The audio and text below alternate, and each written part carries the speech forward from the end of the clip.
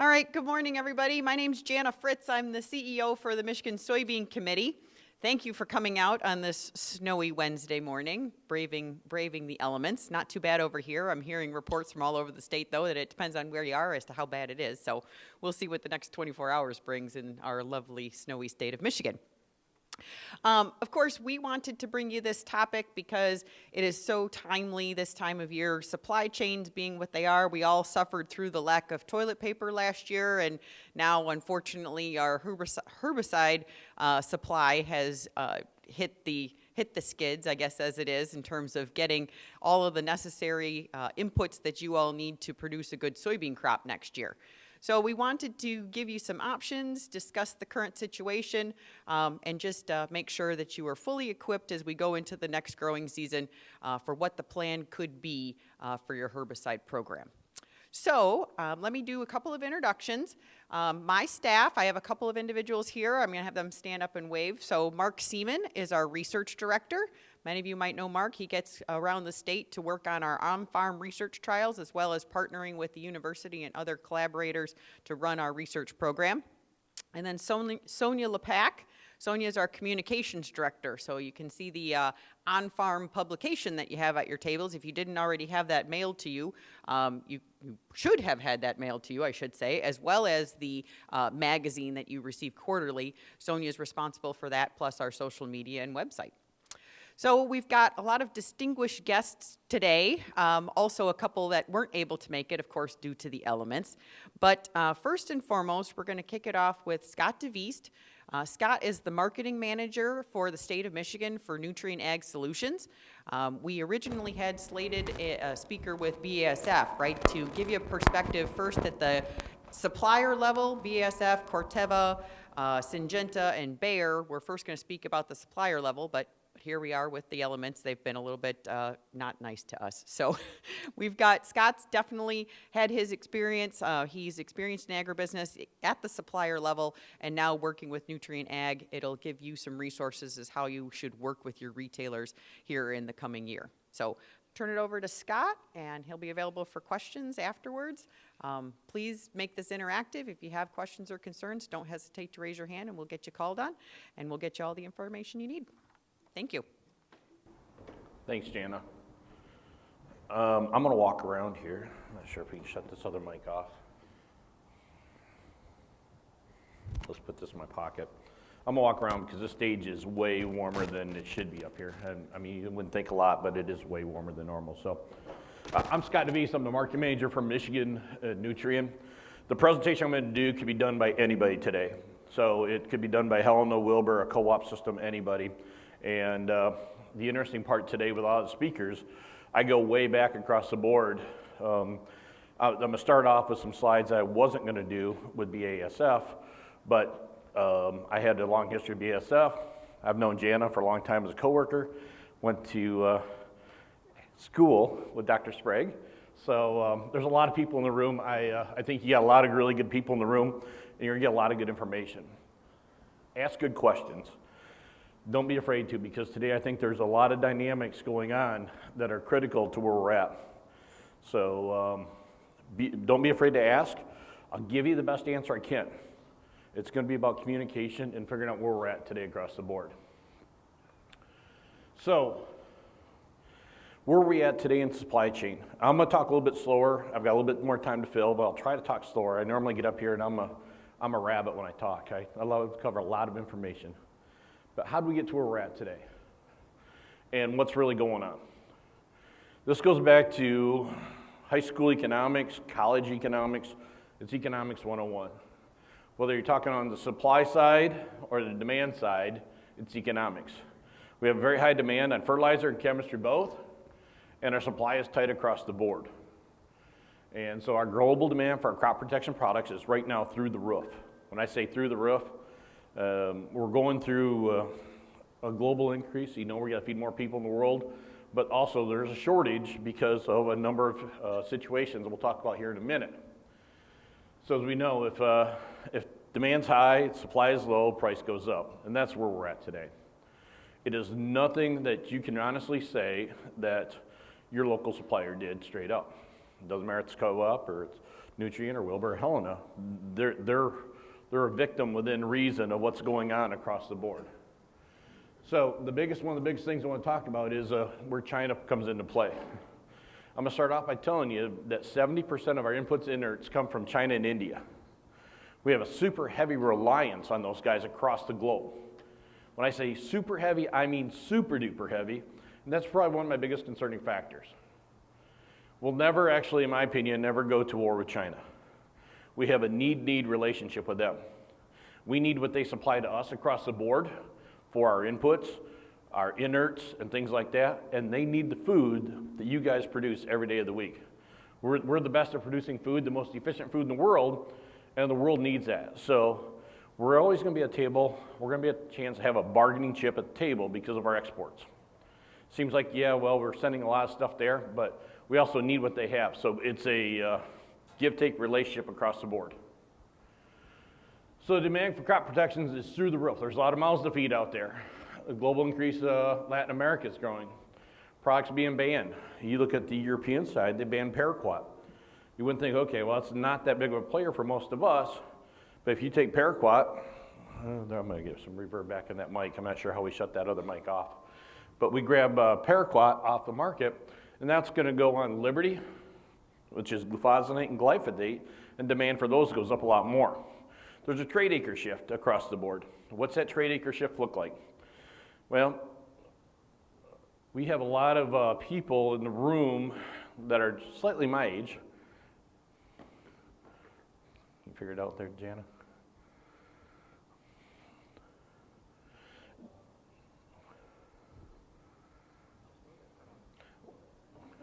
There we go. We have lots of people who are Roundup Ready babies, I call them. And when I came out of college, and Roundup was, 1994, it was really getting going. In 1998, it really launched pretty hard. But we have a trade acre shift. We went from the Roundup Ready. Roundup was easy. It made poor farmers look really good. And then all of a sudden we had weed resistance. And that's where Dr. Sprague will talk more about what we really need to do from that standpoint. But then we went to the Extend traits and the Enlist traits, and we're still managing with some non-GMO and other traits out there. So we got a whole trait shift going on, creating a whole different demand across what we're doing for our situation. USA, we got orders being placed. We're trying to double up. We're trying to say, okay, well, a lot of growers are saying, hey, Nutrient, can you give me this Roundup? Helena, can you give me this? Co-op, can you give me this Roundup? They're placing multiple orders, and we're creating some artificial demand. We got some people are working on what I'd say hoarding a little bit. So there's a shortage mentality. Do you remember just a year and a half ago, we were talking about the start of COVID, the toilet paper shortage. Was there really a toilet paper shortage, or were people just hoarding toilet paper? For God's sakes, here we are. We went through a toilet paper shortage. My grandparents would say, we remember when we had to use the Sears catalog, okay? There really wasn't a toilet paper shortage, but there were people hoarding it and making things going on. So this demand curve's really changed, and we've got it moved up a lot quicker than it ever has been before, and we're moving, even in 2022, we're moving this demand curve up 6 weeks to almost 2 months right now versus where we are in a normal spring. I want you all to remember, today is only February 2nd, Groundhog Day, right? Puxtawny-Phil, who cares about the groundhog? We all go shoot the groundhog most of the time every day if we get a chance. But we are 3 months away from really, we got March, April, and May. Most of our corn gets started 1st of May. We almost got 90 days before we really have to get concerned about what's going on in the field. So I want to make sure, we want to have a good communication plan. We'll get there in a minute. But relax. I can guarantee you that all of your chemical suppliers and your fertilizer suppliers are doing the best that they can to get you where you need to be. So this demand curve is supporting a high retail price. I'll talk about fertilizer. Fertilizer, urea is a big talk, and it goes up and down. Last week at the Crop Summit, one day urea went down 30 bucks, up 20 bucks next day, down 90, up 100 the next day after that.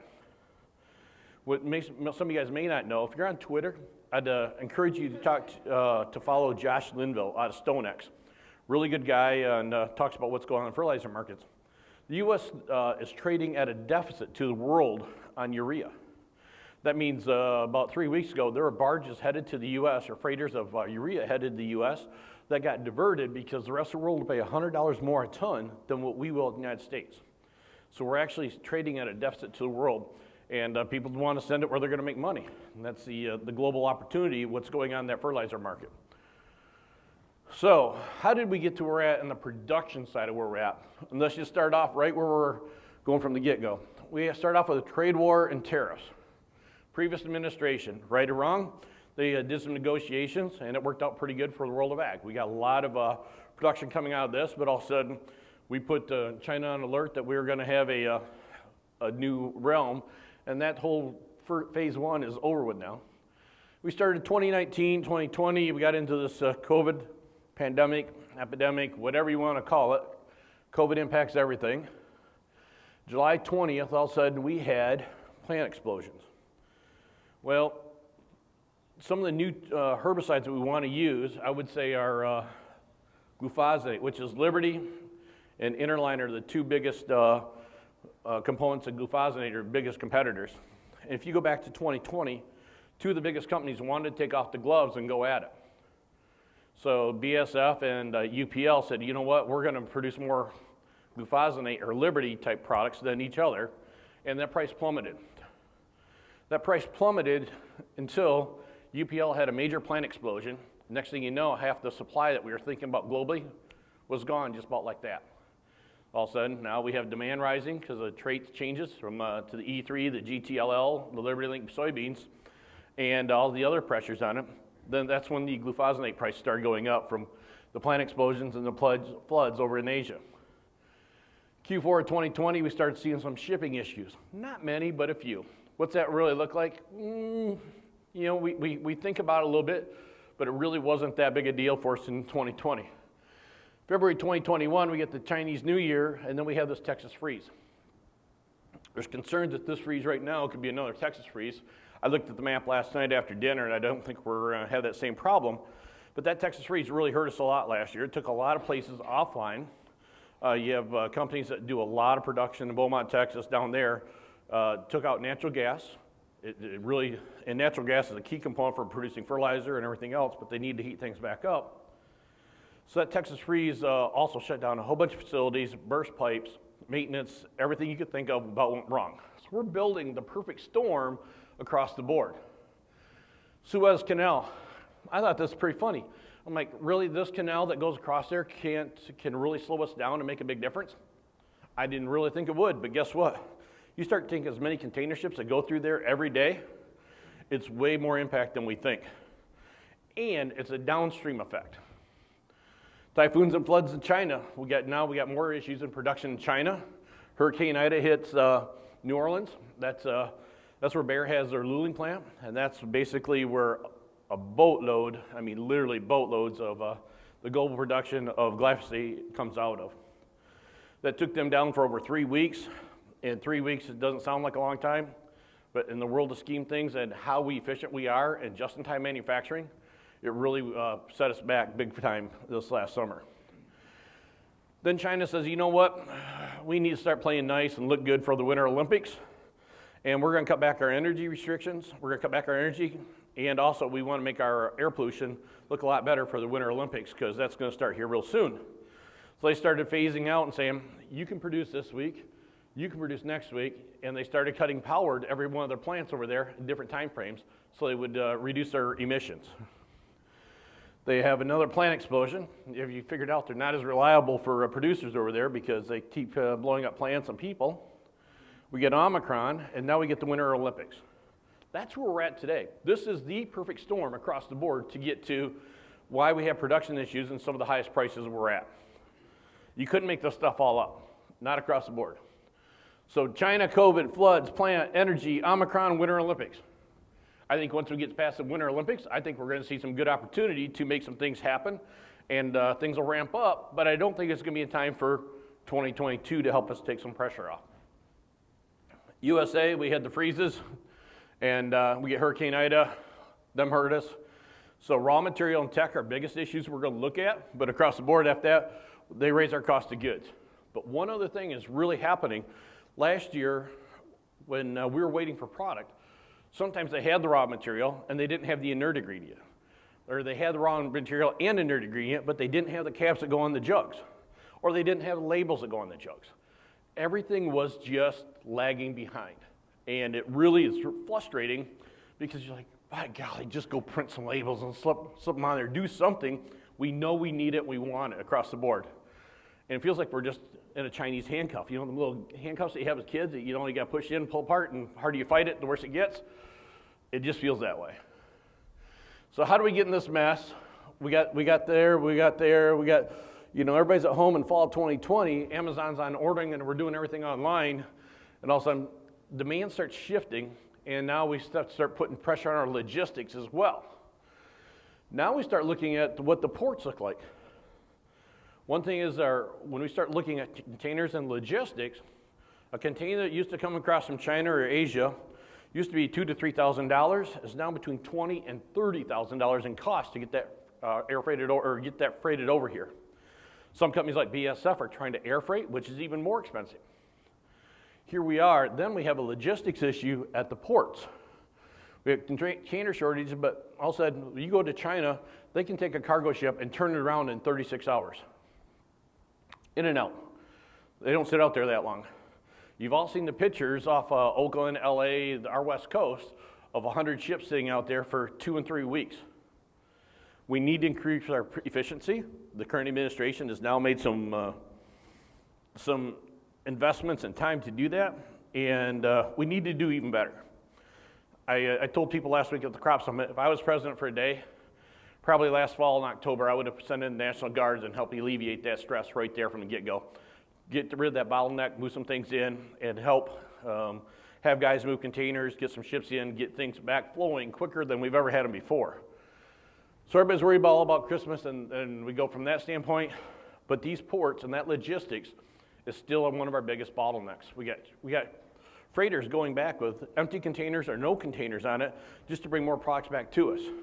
Very inefficient, and it's also going to hurt our ag trade going across the board that way. So U.S. supply chain interruption, we get COVID, equipment sanitation, railheads, truck driver shortages. Last spring, we had 25% of the tankers sitting empty alongside in lots. We didn't have drivers in the trucking industry.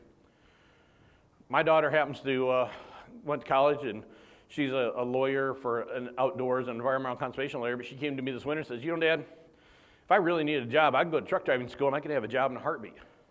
Absolutely. We need people to sit in trucks.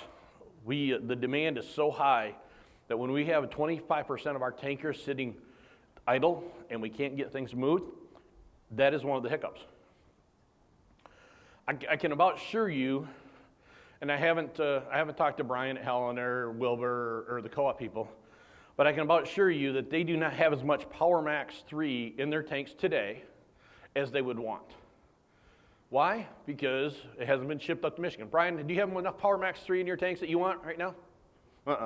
Nutrient doesn't either. Plain simple. If Bayer came and said, hey, who wants some more Power Max 3 delivered next week? I guarantee you Brian and I would be racing to the front of the line because we both want it. We can't get it freighted up here. There's not enough trucks.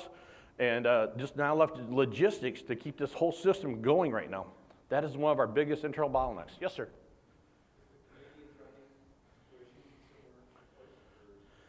Yeah, Canadian trucking is in a similar situation. We're going to run into several other different challenges with that from a trade standpoint. It's not going to affect our supply on ag, but it could affect our fertilizer situation.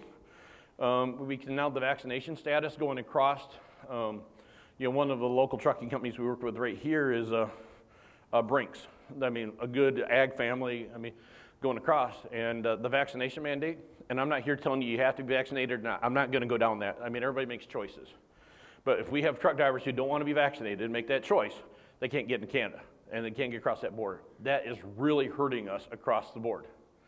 And I'm not going to lie to you. We need truckers to get this job done.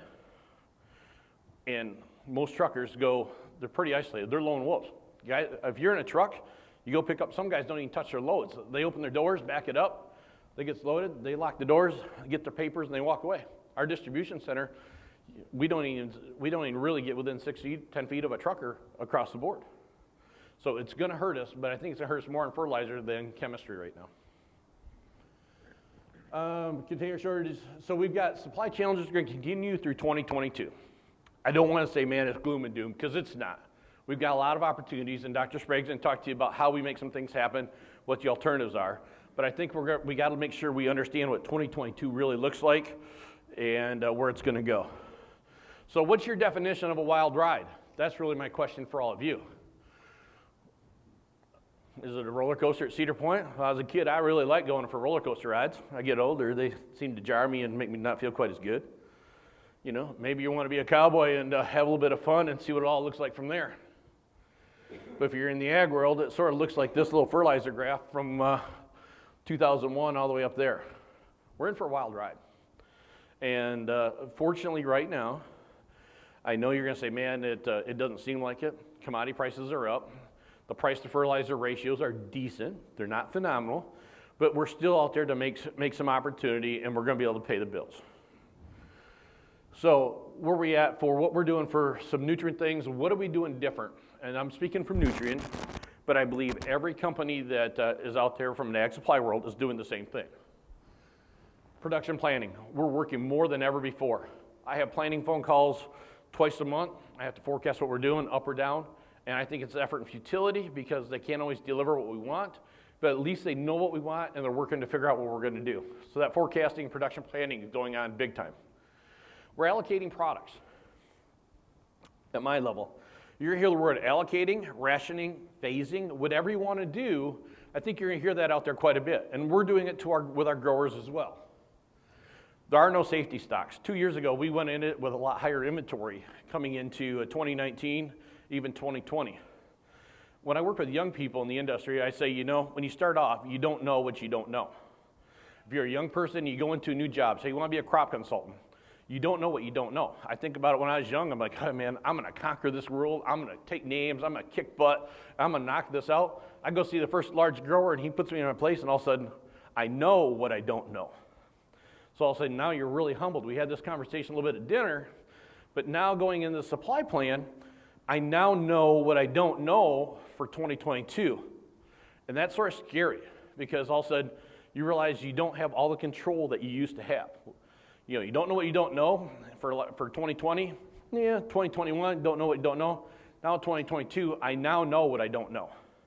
And them are things I cannot fix and make tangible with my hands on it. I'm the kind of guy, I'm a little driver personality. I want to say, hey, this is a chair. I'm going to take this chair and I'm going to move it over here. That's my plan. That's what I want to do. I can't will it. I can't look at it. I'm just going to physically do it. Right now, we now know what we don't know, and we can't do all that stuff. China and India, we're adding manufacturing. We're actually doing more global manufacturing than ever before. We're looking at other opportunities. I started off by telling you, I said, you know, with 70% of our stuff coming from China and India, that bothers me. From a U.S. security standpoint, one of the companies I work with is Aimpoint Research. They're West Point military guys. That from a strategic standpoint, that bothers me a lot. We may have to suck it up sooner or later and start bringing some manufacturing back to the United States, pay a little bit more, but make sure we have our own security long term.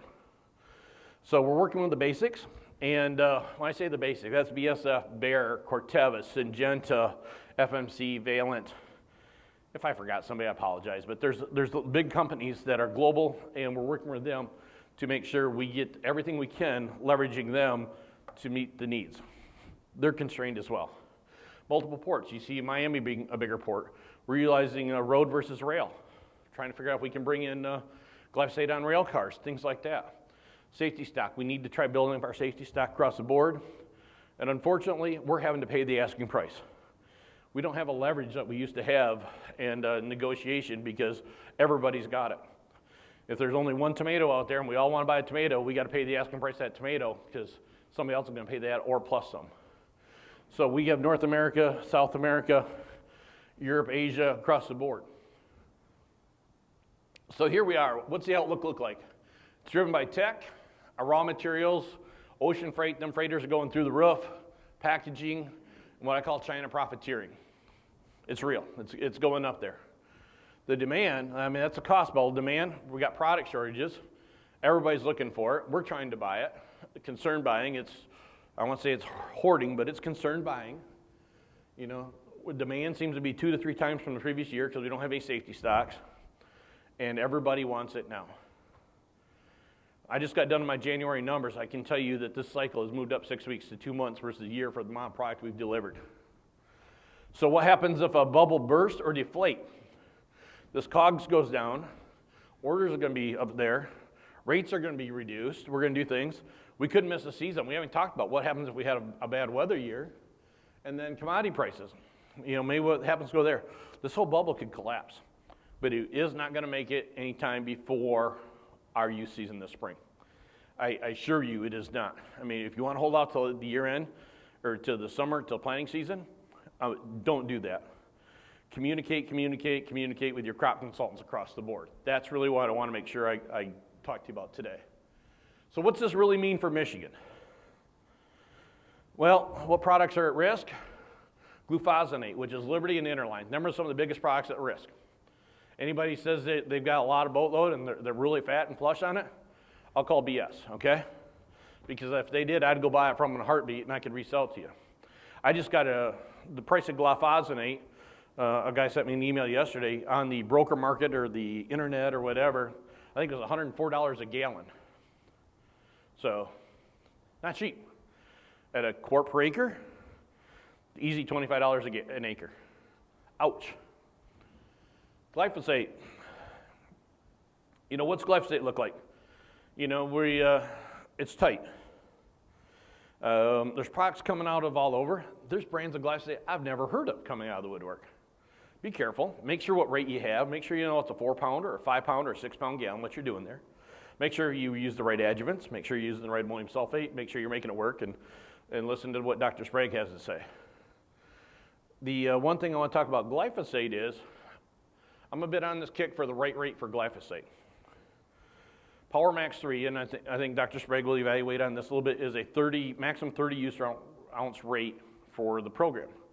But 20 ounces is equal to the old 4-pound gallon of 32 ounces. So 20 ounces of Power Max 3 is equal to 32 ounces of the original Roundup from the 1990s and early 2000s. But what happened is when we had Power Max, all the growers said, hey, you know what? It's so dang cheap in the last 10 years.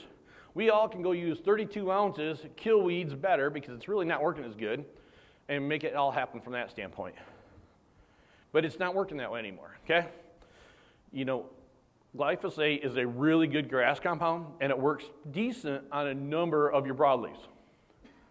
But if you use the right rate of glyphosate, what I'm going to talk about, and Dr. Sprague's going to elaborate on, if you take that down to 20 ounces and add on an Extend or an Enlist or a broadleaf compound to do the heavy lifting, you're actually going to make that go a lot farther. I did the math. Instead of running 32 ounces of Power Max 2, if we all went down to 20 ounces of Power Max 3, which is the right rate for glyphosate, to do it for the grass and adding a broadleaf component, it would make my product that I currently use, or going to have this next year, go over 300,000 more acres. Now you want to talk about shortage? It just went away. That's a lot of product. Now if you take with what the co-ops have, what Helena has, what Wilbur has, whoever, we don't have a glyphosate shortage if we use the right rates and we use the best agronomics. So please take that away in consideration for where we're at. Atrazine is a new one. That one really started coming up in the last month or so, and you're seeing that one go up. It's not necessarily all the tech, it's the inerts making it and go from there. I'm going to say you're going to be about double atrazine cost where you were a year ago. The good news is it's still not very expensive. You know, a $20 a gallon atrazine product or $22 a gallon atrazine product is still fairly economical for offering some decent weed control. Premixes are the next thing that you're hitting the board. That may be a product from Syngenta like Sequence. For them, it's not the glyphosate and it's not the dual. It's the manufacturing product that goes in there to make it all stay in suspension. They can't get it. You're going to hear about Luxar, Lumaxes, some other products coming in really soon that I just got emails on. About every day I get a new price list. The first week of January, I got the 5 business days are there. Actually, there's only 4 because January 1st, the way the holiday was. I got 7 price increases in the first week of January. It is a moving target every day. But I'm going to tell you, we can work through this and it's not doom and gloom. But wait, there's more products that are actually on allocation. These are all the products that are listed on phasing, allocation, ration, whatever. That's not even all of them, because it does not have the Lexar, Lumax, Sequence. It doesn't have all the Syngenta products that just got added to, been added to my list. That's a lot of products. I'm not telling you they're all out. I'm not telling you they're all short, but they're all in phasing, ration, or allocation, and we're going to go from there to manage them. So communication within our organization, what am I doing to help you guys all understand where we're at? Communication is the #1 thing I want you to do. I don't care which company you're working with, which crop consultant you're working with, communicate, communicate, communicate. Write your crop plan. Why? Just-in-time manufacturing sucks. I went back and got an MBA back in the early 2000s. Just-in-time manufacturing is everything they want to talk about. If Christy produced, Dr. Sprague produced it today, she moves it to him, here we go to this table, and it works, and there's no lag time, and it doesn't, everything works really good, and we're really efficient. We make good money in the whole system. One broken spoke leads to 2 broken spokes, leads to 3 broken spokes across the board. That tire gets bent out of shape really quick, and we cannot recover that fast. So we need to forecast our needs accurately. Please work with them, work on a plan. You might be on plan B or plan C or plan D. But I'm gonna tell you, a group 15 herbicide, yeah, maybe Dual's better on Nutsedge, but maybe Outlook is better on Nightshade, and maybe Warrant's a water-soluble program, and it works better post, and it doesn't make as much phytotoxicity. You got 3 products right there that'll do the same thing to help work on pigweeds within reason. Plan A, plan B, plan C. Manage your inventory. If you got product carried over from last year, use it up. If it's in the barn, you probably made some money on it. Use it up. Make sure you don't carry it over for next year, because I think we're actually going to have a little softening. Beware new friends on my side while I'm telling my people with money. All of a sudden, I get a lot of guys this year want to come do business with Nutrien. Oh, they might say, I know Brian, so I'll just pick on Brian. They might say, I've been doing Brian, but Brian, he didn't scout my field seven times this summer. He only did it 5, so I think I'm going to leave Brian. And they'd say, well, man, you sure? 5 times is pretty good. Nah, Brian, I'm just not going to. I'll come with you guys. Well, what do you need? Well, I need Glyphosate and Liberty, and I'm going to go time out. New friends with money? They're not your new friends. Brian didn't screw up. We're just tight, and they're just worried that they're not going to get the product they want to get. So look after your good customers. I'm going to tell you, if you've got a relationship with your local ag retailer, stick with that local ag retailer. I don't see a lot of trading paint. This isn't NASCAR this year. You want to trade paint? Knock yourselves out. We had some guys who left us early, but I guarantee you they don't have enough glyphosate and glufosinate to take care of that grower, and they're going to get somebody else up next spring. Trading paint's going to be really tough, so stick with the people that got you.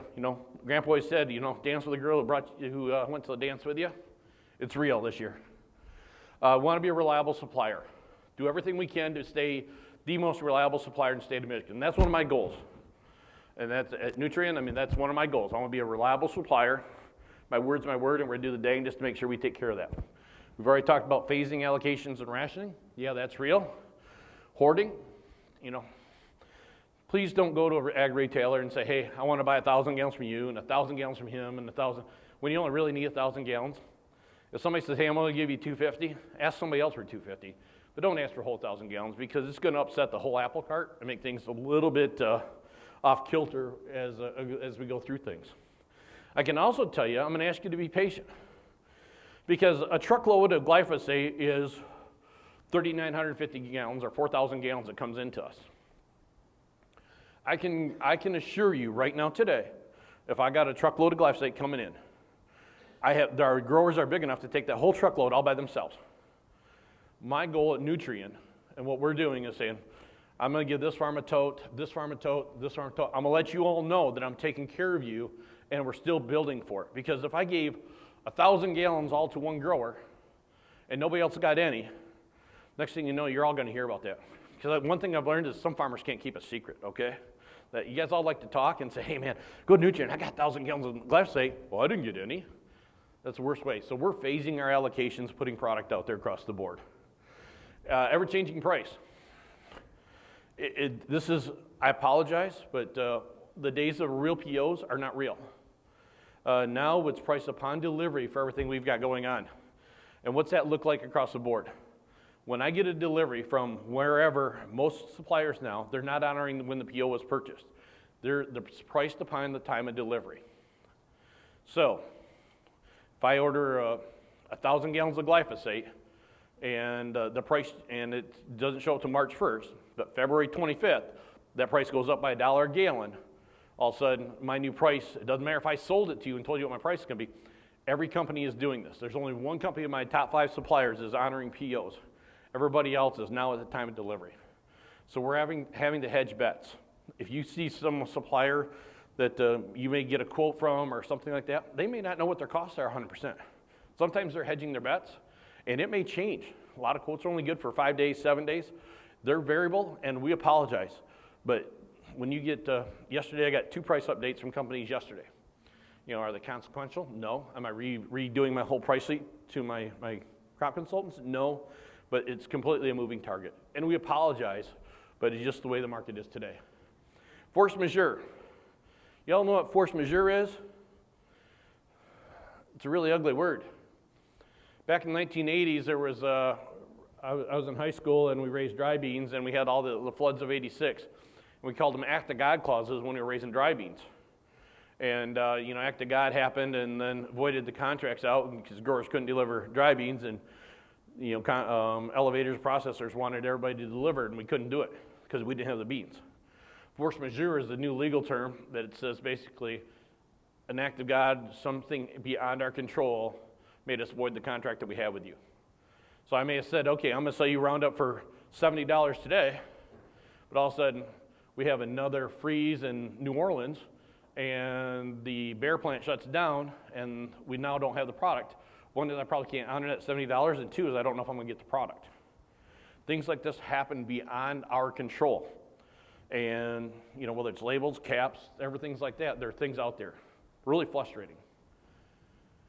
So retail to grower, this is what I want to make sure you guys understand on the grower side. Complete your crop plans now. Have a second and third tier chemical option. Make sure you're ready to go. Work closely with your key chemical providers. Just have that relationship. You're going to have to trust us. When there's, I have a really good crop consultant, and he's a personal development kind of guy, and he likes the word value. He wants to have that relationship with the grower in a trusting relationship. And he thought that was gone for the last 5 years. And all of a sudden growers are coming back and he says the value is back. Why? It's because the communication is there. And unfortunately it happened because of supply and demand. The demand is there and the supply wasn't. Now all of a sudden we're back into crop planting. We're actually having a conversation. We're looking what the options are. We're looking at best agronomy for the operation. Always lead with agronomy. We already talked about the right rate for glyphosate, trade acre. Do not mix traits, please. Whatever you do, I don't care if you're a seed dealer or a whatever on your farm, go with one trait and one trait only. If I can give you any advice today, I drive all over the state of Michigan, probably put on 50, 60,000 miles a year. And when I see dead soybean fields in the middle of July, golly, that hurts. Especially when you're playing high stakes poker with today's commodity prices. Stick with one trait. I don't care if it's XtendiMax, I don't care if it's Roundup, I don't care if it's non-GMO, I don't care if it's E3, I don't care if it's Liberty. Make sure you know what that trait is.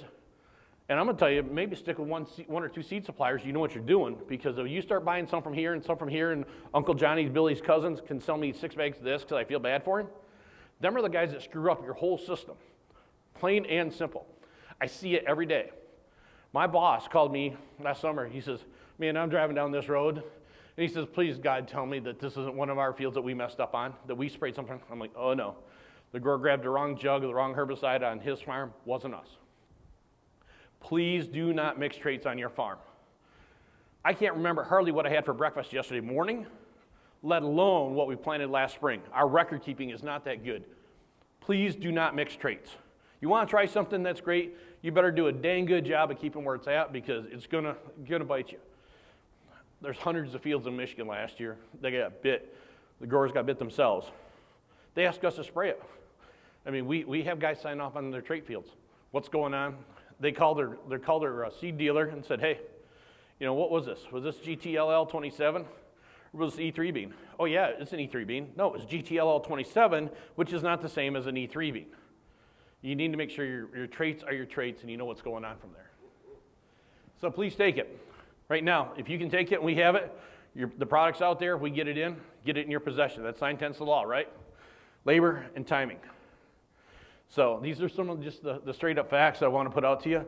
Manic Mondays is a session that we're doing communication. Communication still is key to make sure what you're doing across the board. Downstream concerns, what's coming on?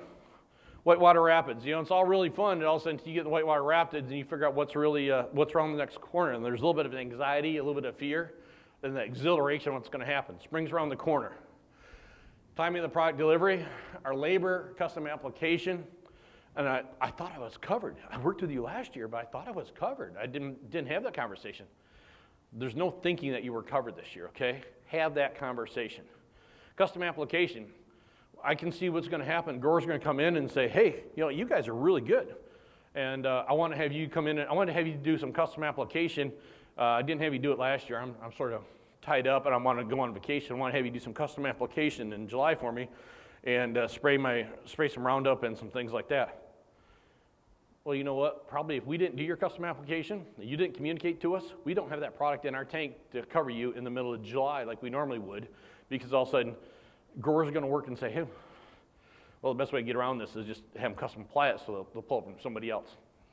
We're well aware of all the downstream things that can happen. Communication, communication, communication. And there's going to be old product coming out of the woodwork. Make sure your old product's good. There's freezing issues. You can get the freezing, things like that, but if you got product, keep it, if you can, keep it in the 50s, 40s to 50s. Don't let it freeze. Things go out of suspension. They do get bad with time, and across the board from there.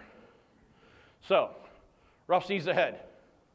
One thing y'all didn't know about me is I'm actually a charter boat captain. I love to fish, I love to hunt, I love to be outdoors. I really love, if I could be out ice fishing today, I probably would.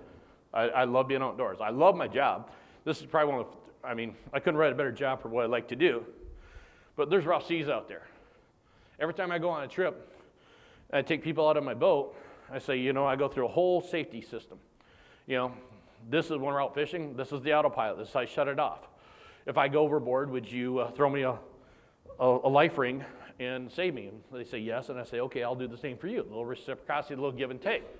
But the very last thing I do before I get done in my safety speech, every time, whether you've been on my boat 1 time or 100 times, is say, hey, these are where the life jackets are. There's 2 adults, 1 child up here, 5 adults down here, an extra child down there, and there's additional life preservers down below. You know how you know you need to get a life jacket? When you see me going for one. That's really when you ought to start thinking about you need a life jacket. I'm not worried until we need to go get a life jacket. I'm going to tell you right now today, you don't need to go get a life jacket.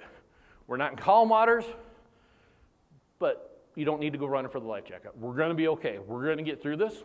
Just communicate, communicate, communicate. So my take-home message, supply chain issues are going to be here through 2022. I think the end of Q3, which is going to be probably September or October, you're going to start seeing some things soften. Tech products will continue to be a challenge across the board. Key eyes are going to be short. Downward pressure coming. I think it's going to soften. Look forward to that. There's some optimism out there. Calmer waters are coming. Generic suppliers are actively engaging, trying to get us supply behind the scenes across the board, and communication is critical. So, change is inevitable. Progress is not. Things are going to change. If you like to progress, that's your choice. Things are going to change in ag. We're actually, some people say we're at the 4th evolution in agriculture, and this just might move some things a little bit quicker in how we move and how we pivot in the world of ag. So, any questions? Sure. Why are so many products not made in the USA, and why is it because of regulations? It's a really good question. Fortunately or unfortunately, they're not made in the USA because of cost of production. China can do it cheaper, and they're willing to pay. Their people are willing to work for less. Communist government, and their standards of living are not nearly as high as ours. Now, as we continue to move forward, they've learned to start liking some of the finer things in life. They start eating protein, more meat. You see demand for, even soybeans, meat across the board. You're going to start seeing that come up, and is it going to equal out? Absolutely not. But that gap's going to get closer. But it's really just the cost of production. Now, one of the interesting parts is, if I look at back to being the most reliable suppliers in 2021, I probably have, my price list has over 1,500 products in the state of Michigan just because of our diversity. If I look at, you can say, man, who's your most reliable supplier and who is not? I'm not going to pick on anybody who's not, but the interesting part is Syngenta, which is owned by Chem China, was actually probably one of our most reliable suppliers in 2021, which makes no sense when all this Chinese things are going across the board. But they had a system, they executed their plan, and probably did one of the most interesting success plans across the board. So, not busting chops, but it's ironic that even though Syngenta is owned by a Chinese company, that they were one of their most reliable suppliers last year. Fungicides, corn or soybeans. So fungicides, this is really one of the most unique conversations I want to have. And I had dinner with Jana last night and some of her team. Let's talk fungicides as a whole. There's going to be more fungicides available in 2022 than there were in 2021, which is awesome.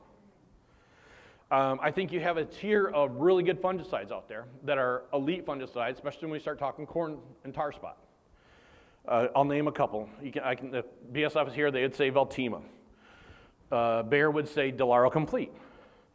Syngenta would say Mirvis Neo. Maybe like a Lucento. I mean, so there's a tier of really elite fungicides, a little more expensive. There's a whole other tier of good fungicides out there, like a Delaro, a Triva Pro, a Headline Amp. Not trying to pick anybody out, but there's a whole other tier.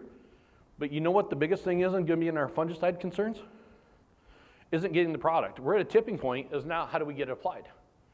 Tar spot is actually coming in and being much more aggressive. The sweet spot, VT to R1, R2, early R3. That's your sweet spot. How many area applicators are dedicated to Michigan to cover corn in the state of Michigan? None. They all do potatoes, vegetables, or gypsy moths, everything else, and they come in, and the gravy or the icing on the cake for all them is our corn acres that time frame. We don't have enough aerial applicators. Hagies. I guarantee you, if you go to any John Deere dealer, because John Deere now owns Hagee, they could sell 10 times as many Hagies that they had produced this year. Why? Because the demand's so high. I think I got 3 new Hagies coming in all across the state of Michigan for nutrient. Why Hagee? You can talk Millers or some other high to go to the top of it, ground application. Our pivot point, our challenge now is not fungicide supply. We're going to have enough supply. We don't have the methods to get it all on the crop in a timely manner. I want you to open up your mind and think a little bit farther and say, okay, now if I go down to 5-foot tall corn, if I do a first application at 5-foot tall corn, what's that look like? And does it buy me a longer window later in the season? Maybe a 5-foot tall application that we can do with a ground rig will now help you out to get to a later application, a wider window, because if you missed that VT R1 sweet spot where you wanted to be, now you might need that second application at R2 or R3, or what happens if it goes dry and we don't have any dew and you have a crop failure? You may not need it. So I'm thinking that there's a whole nother conversation here. Supply, we're at the point where we're getting better supply. Sure, everybody wants more of the elite product that we're going to be tight on, but now we're at the point where application is the #1 issue that I see across the state of Michigan of getting it on in a timely manner, especially over here where you guys all started Allegan County, where tar spot is king. It started moving over Gratiot County, where I'm from, over in the thumb, and now even Ohio. The other benefit of this is it's now not just all tar spot, it's plant health. We're seeing it in soybeans and corn and both. I worked for BSF for about 17 years. When they first launched the headline herbicide or fungicide, they talked about plant health. They launched that idea of plant health, and nobody really bought into that idea, that concept. Now with the diseases, all the challenges, some of these new hybrids, whoever thought that Don Stahl or somebody in Michigan would raise 450 bushel dryland corn in Michigan? Nobody ever thought that's possible. Here we are. We're pushing these hybrids farther than we've ever thought we would before, and we're doing a phenomenal job with it. But we also need to take care of that plant and make sure it has all the needs we have. Fungicides are critical to where we're at. Now just getting them applied in a timely manner is our biggest issue. That's sort of a long answer to your question. All right. Any other questions? Yes, sir. So that fire, I read a little bit about it. It's not a big plant fire. It produces a lot of ammonium nitrate. So that's actually the biggest concern is the product that goes in there. Basically, ammonium nitrate's the same thing that they use in Oklahoma City bombings and things like that.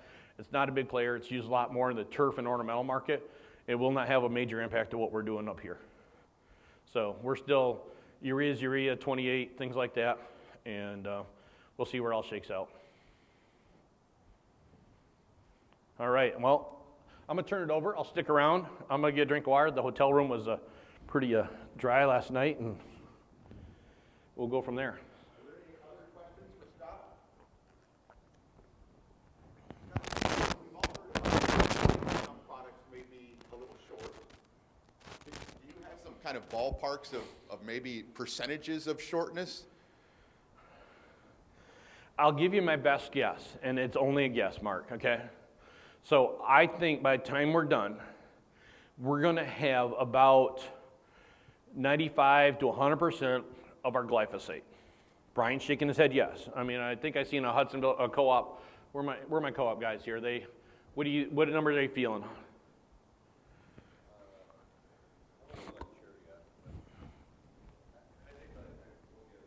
Yeah, but 95 to 100%. If we do the right rate for glyphosate and use the right rates that we need to use and grab our tank mix partners, we're going to make it happen. We'll be fine. Glyphosate, that thing's a wild card. You know, when we first started this year, we thought we were going to get 120% of what we had last year. Guess what? Somewhere between 80 and 100%. There might be some generic stuff that shows up one day, then it's not there the next day. You just don't know. I'm going to say the glyphosate, if we're at 90% of last year's, considered to win, but I do not know. We might get to 100, and we might get to 105 because every day a little bit of product shows up. I mean, I found a couple thousand acres worth of product showing up yesterday or day before. But in the grand scheme of things, that's not a lot. So work with using a residual. Dr. Sprague, I'm not going to take any of her thunder because she does a really good job. She's helped my team out quite a bit on that. So plan for 100% of your glyphosate and 90% of your glyphosate. That's what I'd tell you to plan for. And if you want to come to say, if a nutrient customer says, hey, I want to go see Brian, and hey, Brian, can you get me 1,000 gallons new of glyphosate? Brian says he can. I think Brian's going to be sweating because I don't know where he's going to come up with it because he's probably in a similar boat that we are. So, yes, sir. Is anybody building new nitrogen plants in the United States? That's a great question. So the interesting part is in the last 7 years, I think there were 4 or 5 new plants that came on board already. And this is going to help us out quite a bit. Are they at 100% production? Not quite. But here's one of the bigger challenges on that scenario is last year the winter freeze. And that winter freeze, when it hit Texas, CF sold a whole bunch of natural gas to move down there to cover the heating needs and the natural gas needs they did down there. In doing so, yeah, it sounded like a good Samaritan duty to do. But I can also tell you they made a boatload of money because the price went through the roof overnight. They made $1 gazillion, maybe $2 gazillion. I don't know what that number really is. But also shorted them to starting that plant back up and started some of our shortages. The fertilizer side of this whole business equation right now is really interesting. Another conversation, I'm glad I went to dinner with these guys last night because sort of prepped me for some of the questions we're going to have here. The countervailing duties on fertilizer are challenges right now. Mosaic and CF have actually pushed for some of the challenges between Russia, Ukraine, Belarus. Some of them companies did some not so nice things, and there's taxes on some of their product supply coming in. And it's from being stewards, yeah, they need to do that because of bad people doing things in the globe, but it's also raised our fertilizer prices up significantly. Now, one of the things that I was in a meeting about 6 weeks ago, and one of the guys said, boy, Nutrien, you're in the hot seat because of some of the fertilizer stuff. And I said, what do you mean? What did I miss? And he said, well, all the countervailing duties and the Mosaic and the CF and some of these other options going out there. And I said, well, actually, we're in a different situation. And Nutrien's a large, publicly traded ag retail and potash producer. That's really what we do a little bit of nitrogen production, but not much. And we have to be very careful because you as growers are our livelihood. I mean, that's who we work with across the board. So you won't see us probably getting that political arena like CF or Coke or Mosaic. But there are more plants coming on board, and there are more opportunities to make that happen. It's just a matter of getting it all up there. Just right now, we're trading in a deficit to the world, and product imports are not coming in. We're still short for what's coming in on imports. Yes, sir.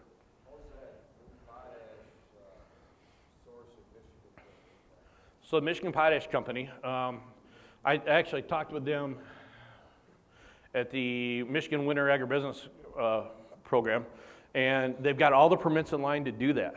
They've actually got everything they need to do to make that come into play. I met their CEO, and a friend of mine is on their board, but the challenge is they need more money to start that operation up. The process they're going to use to mine and to sort that potash out of it, it's a wet process, and I want to say they need $400, $500 million more investment money to get that all going. So the permits have been approved by the state of Michigan. Right now it's a financial issue to figure out if it really can go or if it can fly to make that come in. It's all plant, we know what's there, but to get it out of the ground and make it come into play is a challenge. Lots of great questions, thank you. Sure are. Okay, thank you, Scott. We appreciate your perspective and being willing to share all that with us. As Jana said earlier, I'm Mark Seaman. I'm the research director with the Soybean Checkoff in the state, and of course work with production research programs. One area that we work with a lot is on-farm research. So some of you may have been involved with some of the trials that we've done in the past, hosted those, but our system is to put together a list of trials that we'd really like to see done, and then ask growers to cooperate and host those trials. So Mike Staten and I are working on that list currently to put together what those dozen or so trials may be for the coming year. They include things like 2x2 starter, fungicide application, maybe like an R3 application, maybe a foliar fertilizer application with herbicide, those kind of things that are practical. We use information from all of you to put together that list of items. So if you have input of what you'd like to see, feel free to share those ideas with us. If also you have some interest in some of these things we've talked about, see one of us. We'd really like to work with you to host one of those trials in this part of the state. So with that, Mike Staten is a Michigan State University Extension educator working with soybeans and has some information about a project survey. Thank you, Mark. I really appreciate it. And this is a copy of this year's report. Hopefully you got it in the mail. And if you didn't, it's on your table there. Please take one with you. Mark mentioned about how to provide some input into and maybe volunteer to be an on-farm cooperator. There's a piece of paper on your table, and if you want to be an on-farm cooperator, it doesn't guarantee that you have to do it. You're not committing to doing it. You're just guaranteeing that Mark or I will give you a phone call. So if you just fill out that top part of that form with your contact information, all you're doing is you're just guaranteeing that you'll get one more chance to talk to Mark and I. We'll follow up with you and see what you're interested in doing, or even if you are interested. So there's that. The project that Mark was talking about is it's a new project funded by your checkoff dollars, is to try to help us on a field-by-field basis, try to develop the optimum management practices for that given field. It's a really cool tool, and Dr. Singh from the university is working on this. And what I have is I have a sign-up sheet, and I'll put this probably, I'm trying to think where the best, okay, right at this front table is where we'll put it. And so if you're interested, all you do is just fill out a row of information on there, and we will follow up with you. If you decide to do this, you're entered into a drawing for $1,000. And the more fields you do, the more entry you have, the more times you have a chance to win that $1,000. So it basically is just asking for your management information. Probably take you about 10 to 20 minutes per field to fill out. But then they're going to come back and they're going to tell you, well, this is what you're currently doing. This is what we think you should do to maximize yield and income. And you can kind of compare their recommendations to what you're doing. It's a really good opportunity, and I would encourage folks to maybe take advantage of that. So I'll put that here. Thank you. That's really all I have, Mark. Thank you, Mike. So our next presenter is Dr. Christy Sprague. Scott referred to her a couple times earlier, and of course she's no stranger to any of you, but Christy works great with the Soybean Committee and working on soybean or weed control in soybeans, and has really been able to wisely use your checkoff investment, the checkoff dollars that come to us. Christy puts together proposals, and our 7-member board looks at all those proposals, and she's done a great job of accessing those funds and really put into use well. So she's going to talk to us this morning about how we can make sure that we can still get good weed control in soybeans, even with some of the challenges. Thanks, Mark, and good morning. Everybody hear me back there? Okay, good deal. All right, so as both Scott and Mark kind of referred to, obviously there's going to be some different changes for this year than probably what we've seen in the last couple of years. I would say, though, when we're starting to talk about herbicide shortages, I know last year was feeling like, as we're going into the season, there was a lot of people that were kind of questioning, are we going to have enough glyphosate? Are we going to have enough of certain products? And I know last year, one of the things that was a challenge was, about the time that wheat was going to be sprayed, there was a lot of husky that people couldn't get. So there were some other options that people had to come into play. So I think kind of really what Scott was referring to is making sure that you have a good plan is going to be really important. And I think when we start looking at this, and I think, let's see, one of the things is, as Scott mentioned, we're going to probably be short on both glyphosate and glufosinate. And as he mentioned also, there has been probably a pretty big increase in prices. And one of the things I thought I would just share is just kind of looking at, from a generic glyphosate standpoint, just going to a local retailer. One of my technicians says, boy, I can't believe how expensive glyphosate got. So last spring, you just go to just to pick up a 2.5-gallon jug, it was about $34 for that 2.5-gallon jug. Last week, how much do you think it was? Any guesses? $100. Same local retailer, just picking up a 2.5-gallon jug. So yeah, so we're seeing like a 2 to 3 times more expensive depending on, what you're getting. And I think we're going to, kind of continue to see that with some different products. So what I'd like to do today is kind of talk about how we might be able to overcome some of these different challenges. And one of the things that I thought I would do is kind of talk about really, how much glyphosate do we use in soybeans? So this last year, we did a quick survey looking at, in December, asked a bunch of participants at one of our meetings and asked, well, how much glyphosate do you use in your soybeans? And as you can see, we went based on the number of respondents, anywhere from less than 20% all the way up to greater than 60%. And you can see we use a lot of glyphosate in our soybeans. So, as Scott mentioned, glyphosate's, one of those ones that looks like it's going to be pretty short.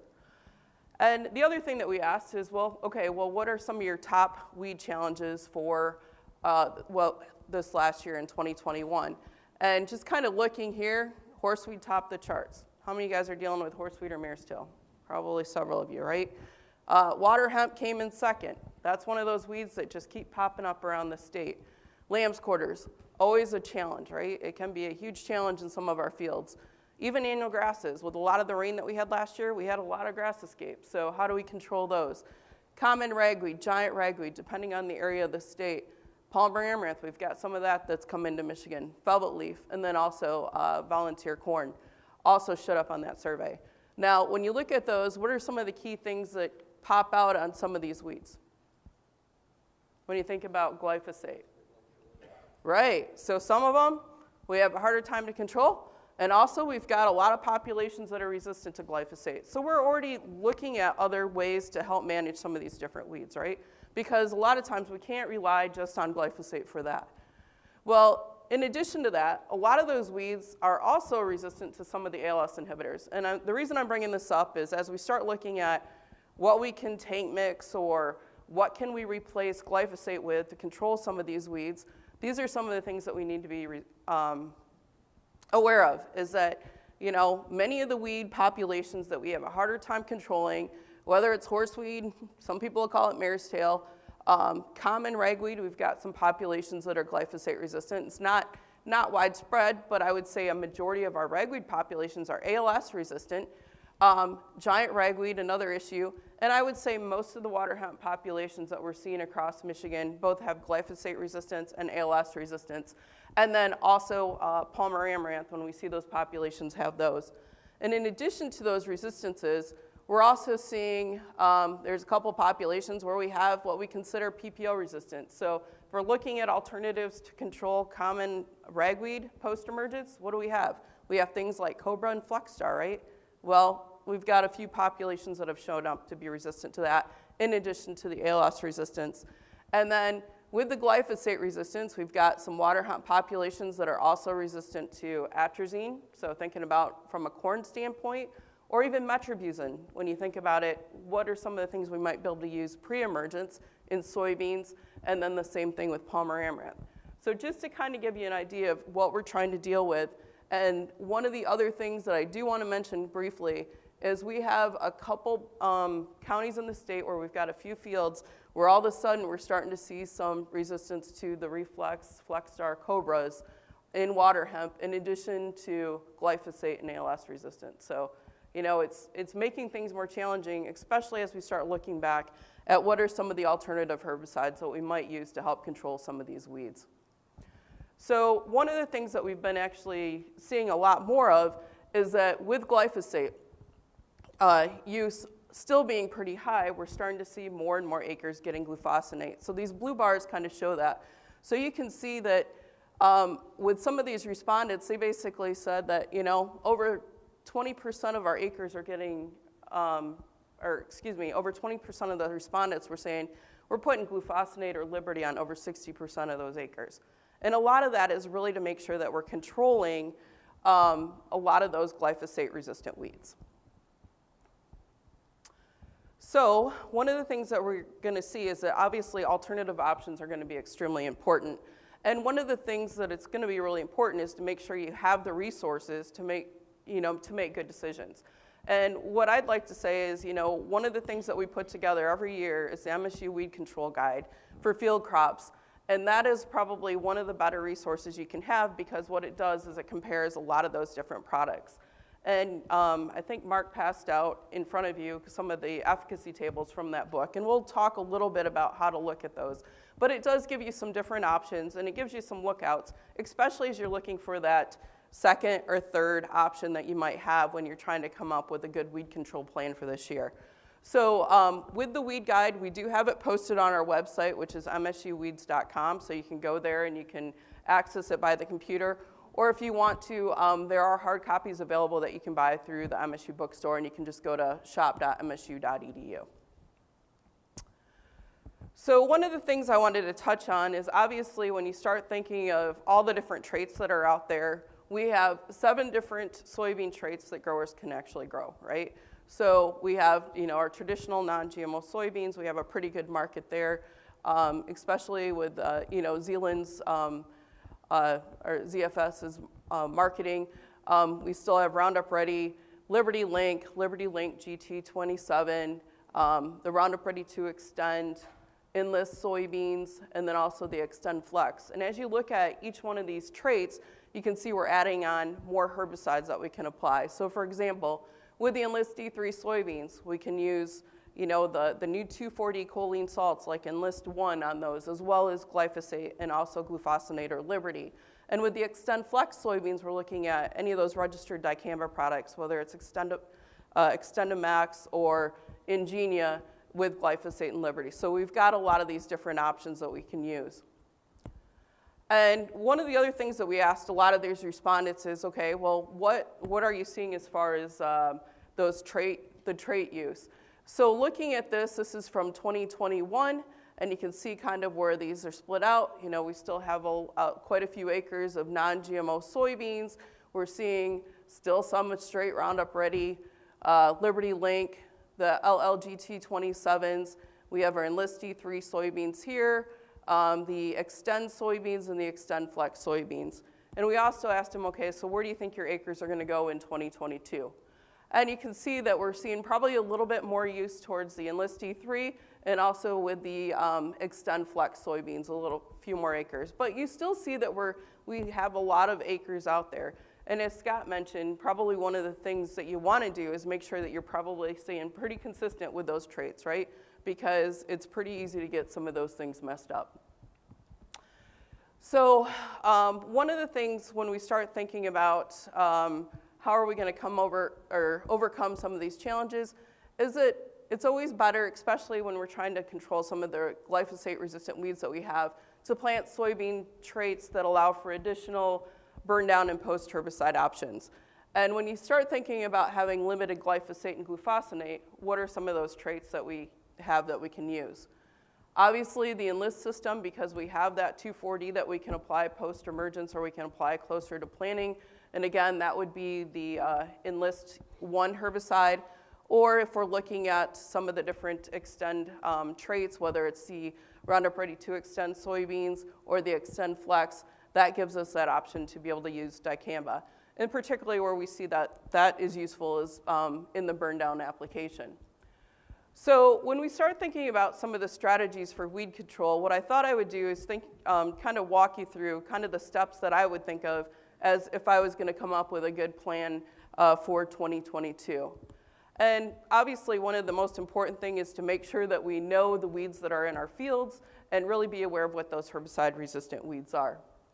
And what I thought I would do is just really kind of show you, and most of you guys know this, but these are probably some of our more common annual weeds that we are dealing with in many of our soybean fields. A lot of the foxtail species, common lamb's quarters, pigweed species, and again, we're starting to see some of the more glyphosate-resistant pigweeds like water hemp and Palmer amaranth become more of a problem. Common ragweed, velvet leaf is one that shows up every so often, and last year it was a pretty big year for velvet leaf. The mare's tail horseweed has become a huge issue, as you can see from that survey that we had, eastern black nightshade, as well as giant ragweed. And with all these weeds, if you start looking at it and look at what some of the issues are, as we transitioned from using some of the ALS inhibitors like Pursuit and Raptor to glyphosate, is a lot of it has been because of a lot of the widespread resistance that we saw in some of those different species. So for example here, ALS resistance, you can see common ragweed. Across the state, that's probably one of the ones that's probably been one of the bigger problems. Also, like I said, water hemp is one of those ones where we see ALS and glyphosate resistance. And more commonly, we've started to see a lot more of these small pockets where Ppo resistance or resistance to things like Flexstar and Cobra are becoming much more of a problem. So these are things to keep in mind. So the next thing I wanted to just touch on is when we know our weeds that are out in the field is making sure that we're starting clean. And when we're limited on some of the different herbicides out there, particularly glyphosate, because that's one of those ones where we're really focusing on using that in our burn down applications, is one option we have is to switch to tillage, right? So in some of those acres where maybe we're kind of on a rotational no-till standpoint or not, a long-term no-till grower, maybe tillage is one of those ways that we can help eliminate some of those weeds at planting. And one of the things we need to think about is making sure that we're tilling weeds when they're smaller, right? Because they're a lot more easier to basically uproot and control, and making sure that we're doing it in a timely basis, but also making sure that we're not doing it when soils are too wet where we can have compaction. And waiting too long can also cause us some problems. Another thing to think about is what that tillage implement is. So there's a lot of vertical tillage tools that are nice for leveling out fields and trying to make a fairly decent seed bed, but sometimes those aren't the best for weed removal. So just kind of keep those things in mind. So depending on what you're trying to do, you may want to kind of switch out some tools to make sure you get a good seed bed by destroying some of those weeds. And another thing that we know is that tillage can actually be effective to reduce certain weed populations. So for example, mare's tail. So this is a picture that was taken by one of our extension educators, Paul Gross, and it was really showing an area in a field that was no-till versus a tilled area, and this is mare's tail. And one of the reasons that it does help to have tillage is because mare's tail is such a small seed, is that seed is buried too deep to where it can't come up. It really needs to come up from that soil surface or just a little bit of soil over the top. So that's where tillage can help in reducing those populations.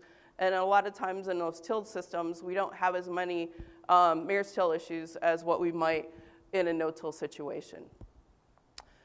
But, a lot of times it's just best for us to, depending on what your situation is, it might be best to be at no-till.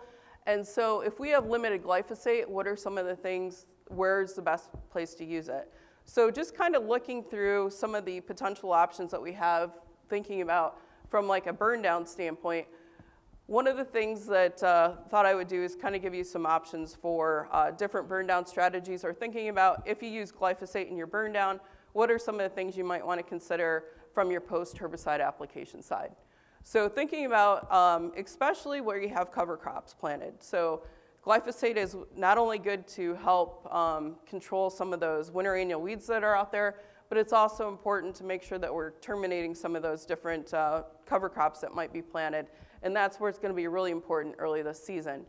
So one of the things that thinking about, well, maybe I want to take that glyphosate, maybe you only have one glyphosate application, maybe you want to use that in your burn down.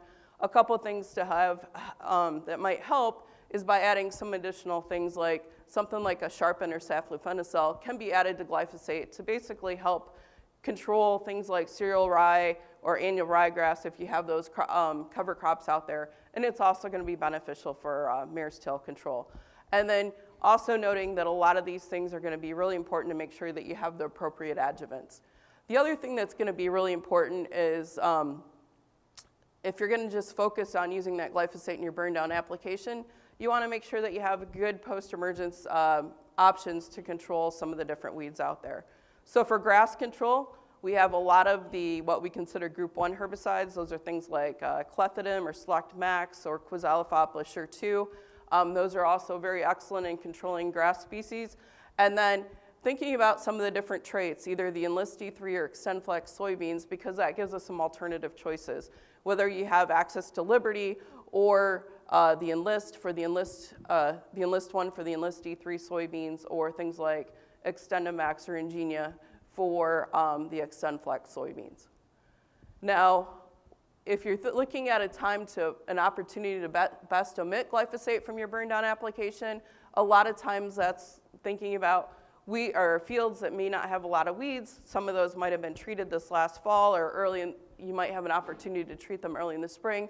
But again, it's one of those things where you want to make sure you have a good comprehensive weed control program to control the weeds that are going to be a problem as far as escapes. Now, keeping this in mind with the burn down applications, we'll talk about how important some of those soil applied or pre-emergence products are in a minute, but just kind of looking at what are some of our options. So if we omit glyphosate from our burn down application, one of the things that we're going to have as an issue is a lot of the grasses are going to be more problematic. Some of our alternative options for grass control would be gramoxone. Also those group 1 herbicides, things again like the clethodims or Quizalofops. The key for that, if we're using those in the burn down, is to make sure that our temperatures are greater than 60 degrees Fahrenheit. A lot of times when the temperatures are lower than that, they're not working as well. Another thing is, a lot of times if we tank mix those group 1 herbicides with some of our burn down herbicides, we can get some antagonism. So if we're going to think about trying to use those group 1 herbicides to control some grass weed species, it might be better to have that in a separate application. And as Scott mentioned, glyphosate, right? Many of the rate could also be important. So we can even cut back on some of those glyphosate rates if we're just going after grass control in that burn down application. So even going maybe a little bit lower. So in some cases, that glyphosate rate can be reduced to help pick up some of that grass control.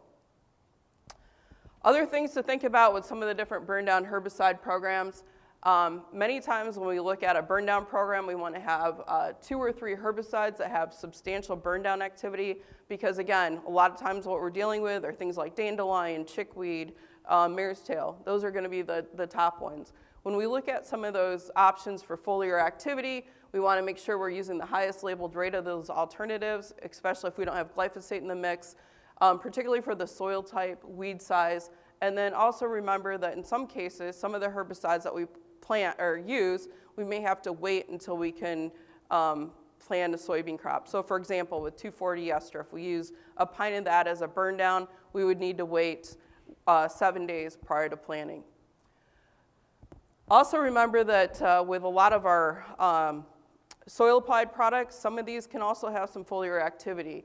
So these are ones that we don't typically think of as a burn down. So something like a Valor can also help with a burn down. Other ones, things like some of the different classic or chloromuron type tank mixtures. Some of these are ones that you also got to make sure that you remember that you need to consider the rotation restrictions. And also with metribuzin, which will give us some residual activity, but it does have some good foliar activity. And that can also help with things like annual bluegrass control in that burn down application. And if you happen to get the weed control guide, we have a whole section, table 2Q, that talks about a lot of the no-till options that are out there. So what I thought I would do is we've worked with a few of the other weed scientists from around the Midwest, and we've kind of talked about some of the different potential soybean burn down options that really don't focus on glyphosate, but some of the other mixtures. And I thought I'd run through some of those different options and give you some of the potential benefits or potential things to watch out for. So what I'd like to do is talk about some of these soybean burn down herbicide programs that really de-emphasize glyphosate. So the first one I wanted to mention was gramoxone plus 2,4-D plus metribuzin. That's probably one of our better altogether burn down applications. With that particular one, it's going to also be good to help with burn down or termination of some of the different cover crops that may be out there, like cereal rye. It's also going to provide really good control of a lot of the different winter annual species that are out there, as well as horseweed or mare's tail, which is going to, particularly when it's less than 6 inches tall. And that particular mixture would have some grass activity. So for example, if you had annual bluegrass coming up early, that might be one of those ones that that program would be useful for help. Some of the ones where it might be a little bit more weaker is some of the perennial weed species, just because of the contact nature of both gramoxone and metribuzin, but we can get some help from that 2,4-D. Some of the larger horseweed might be escaped, so again, really trying to get that application out there early. And just remembering, if you're using gramoxone, there is a special training that is needed. And in the weed guide, we do have the link to that, or you can just look it up online. And it's just a little online module that takes, I don't think it takes much more than an hour. Couple other things to think about. As I mentioned before, Sharpen is a good product to put in a burn down application. It helps with mare's tail. But if we're doing that, we can also maybe reduce that glyphosate rate. So even talking slightly lower than some of the rates that Scott was talking about, and we'll talk about some of those different glyphosate rates. So in this case, we're looking at anywhere from around 16 ounces or so of like a Roundup Power Max. Some of the strengths here, and again with 2,4-D, should provide adequate cereal rye and other cover crop burn down, and it'll also provide mare's tail control, because again, that is that #1 weed that we're trying to control. Some of the weaknesses are going to be on some of the larger weeds, and then probably overall control is going to be more fair than kind of what we would see if we were able to put a higher glyphosate rate there. We can increase the rate of Sharpen, but that also increases the time from that application to planting. So if you're going more than an ounce, you may need to wait 15 days prior to that. So if you went up to 1.5 ounces, or if you're tank mixing with some of our residuals like Valor or Authority with that Sharpen application, you would need to wait 14 days before planting. Another option is to look at Sharpen plus 2,4-D plus metribuzin. That's going to give us both good foliar and residual weed control, and it's really kind of a good burn down residual in one pass. The one weakness with this particular program is it's not going to control grasses. So if you don't have grasses out there at the time of burn down, this is going to be a really good option. And just remember, with each one of these programs, that adjuvant selection is going to be important. In many cases, when we're using Sharpen, we're going to make sure that we have a methylated seed oil in there, as well as ammonium sulfate.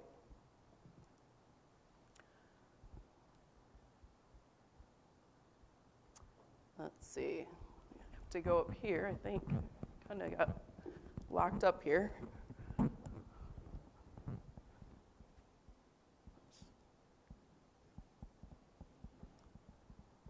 There we go.